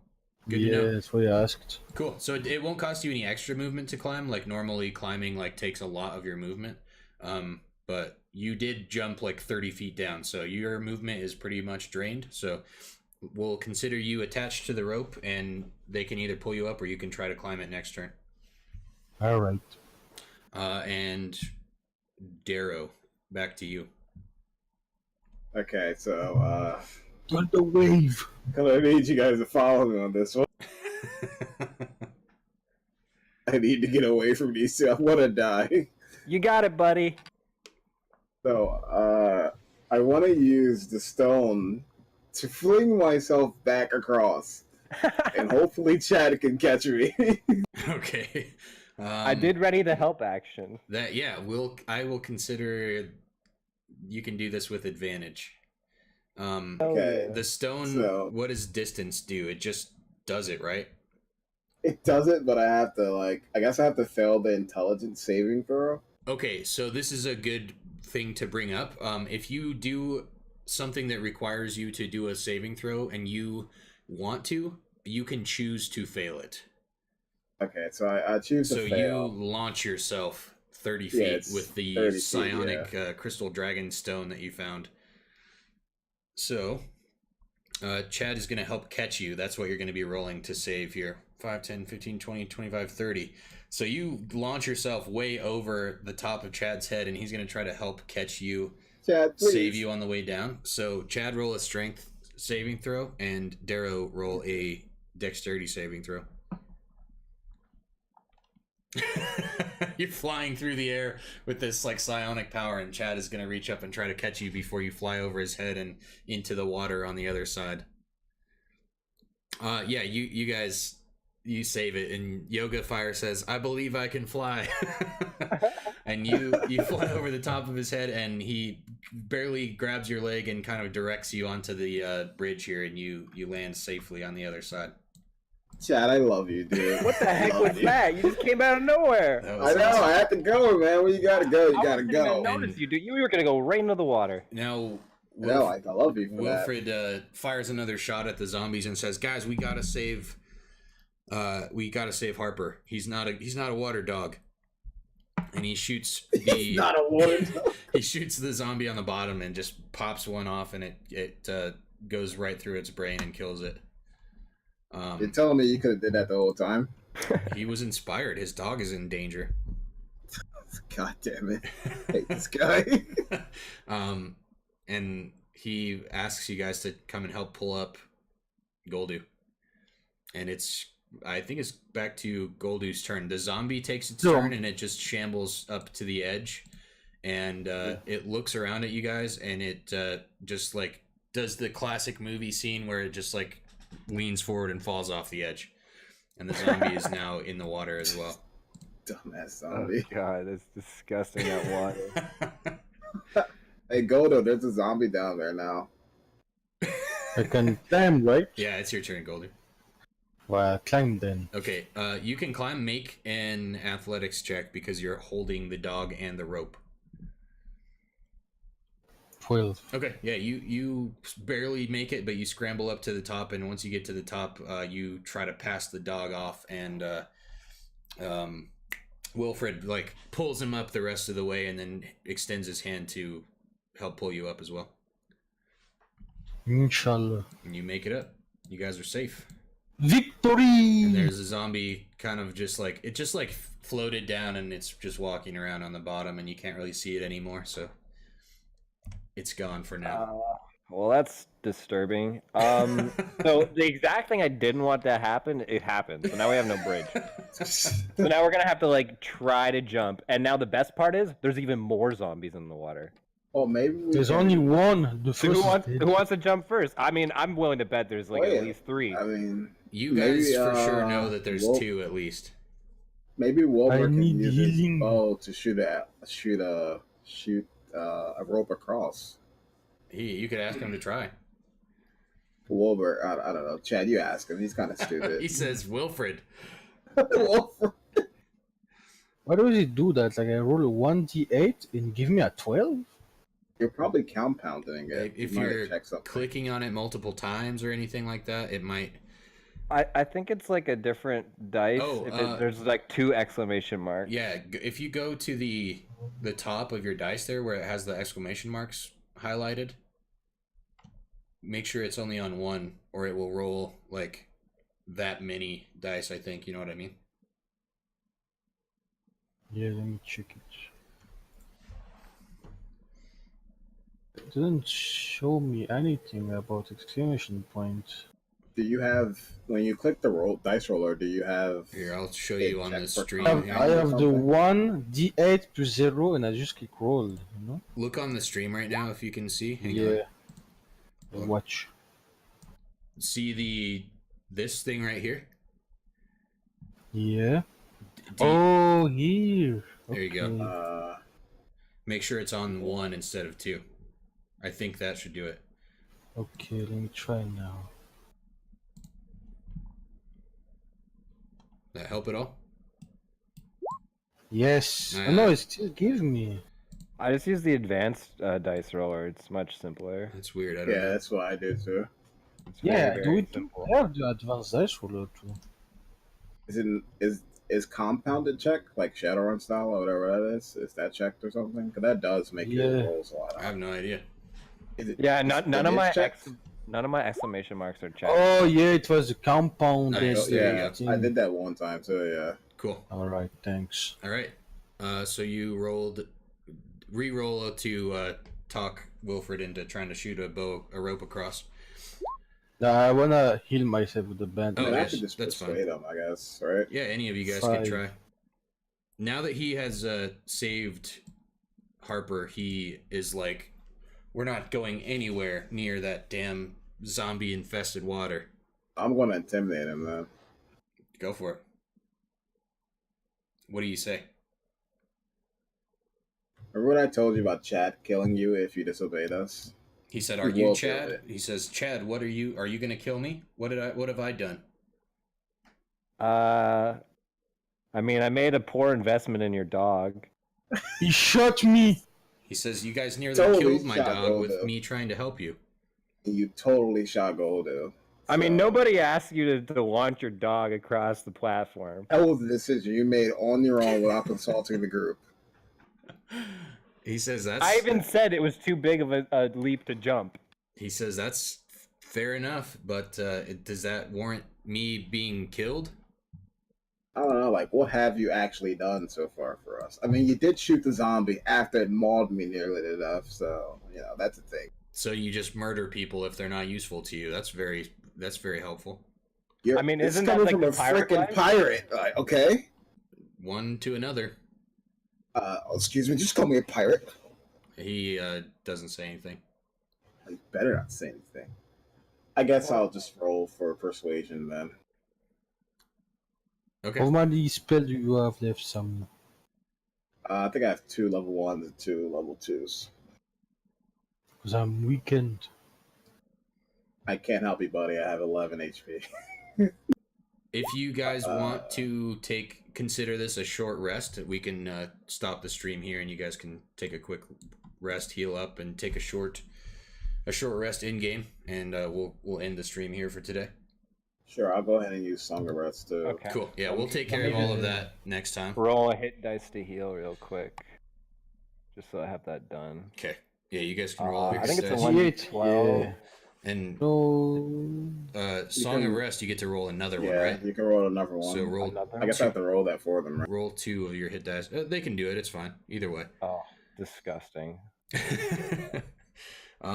yeah, you guys get all healed up, and we'll come back from here next time. Sick. So that's 7. At a crossroads. Yes, very much so. we keep the +1 on the 2 roll. I actually really like this room. I like how it looks. Yeah, it's really cool. I love this. I like map. that. Like this is where we're like ending and starting. Yeah, it's perfect. Speaking of the map is from Crosshead Studios. A guy named Bert, the designer and owner of that company, gave me permission to use all the maps on the stream. Super cool guy. Go check him out at crossheadstudios.com, I believe, and patreon.com/crosshead. They have a ton of D&D assets, maps, monsters, all sorts of stuff. That's awesome. So cool. Yeah, we're gonna end it there. Thank you guys so much for playing today. I hope you had a good time. It was awesome. Oh, enjoy. Lots of laughs. Hell yeah. You guys did I'm great. Another day, another identify. I probably have a link for it, and the link for Crosshead and all of the other stuff is in my Twitch bio as well. If you guys are interested, that stuff is in there. I added all of that. Yeah, thank you guys so much. You guys did great. We still are going to have at least... I kind of underestimated the size and length of this dungeon, so we probably... Yeah. At least all of next session as well, we'll probably be in here with the amount of checks and exploring and combat and stuff, which is good. You guys are exploring the shit out of this place, which I really am happy about. So, yeah, we didn't want to like have you build this whole dungeon and then just like dip right away. It's like, let's get all the goodies. Cool. Yeah, you're doing great. There's more loot and combat and mysteries to come next time. So we'll start right here when we kick it off next week.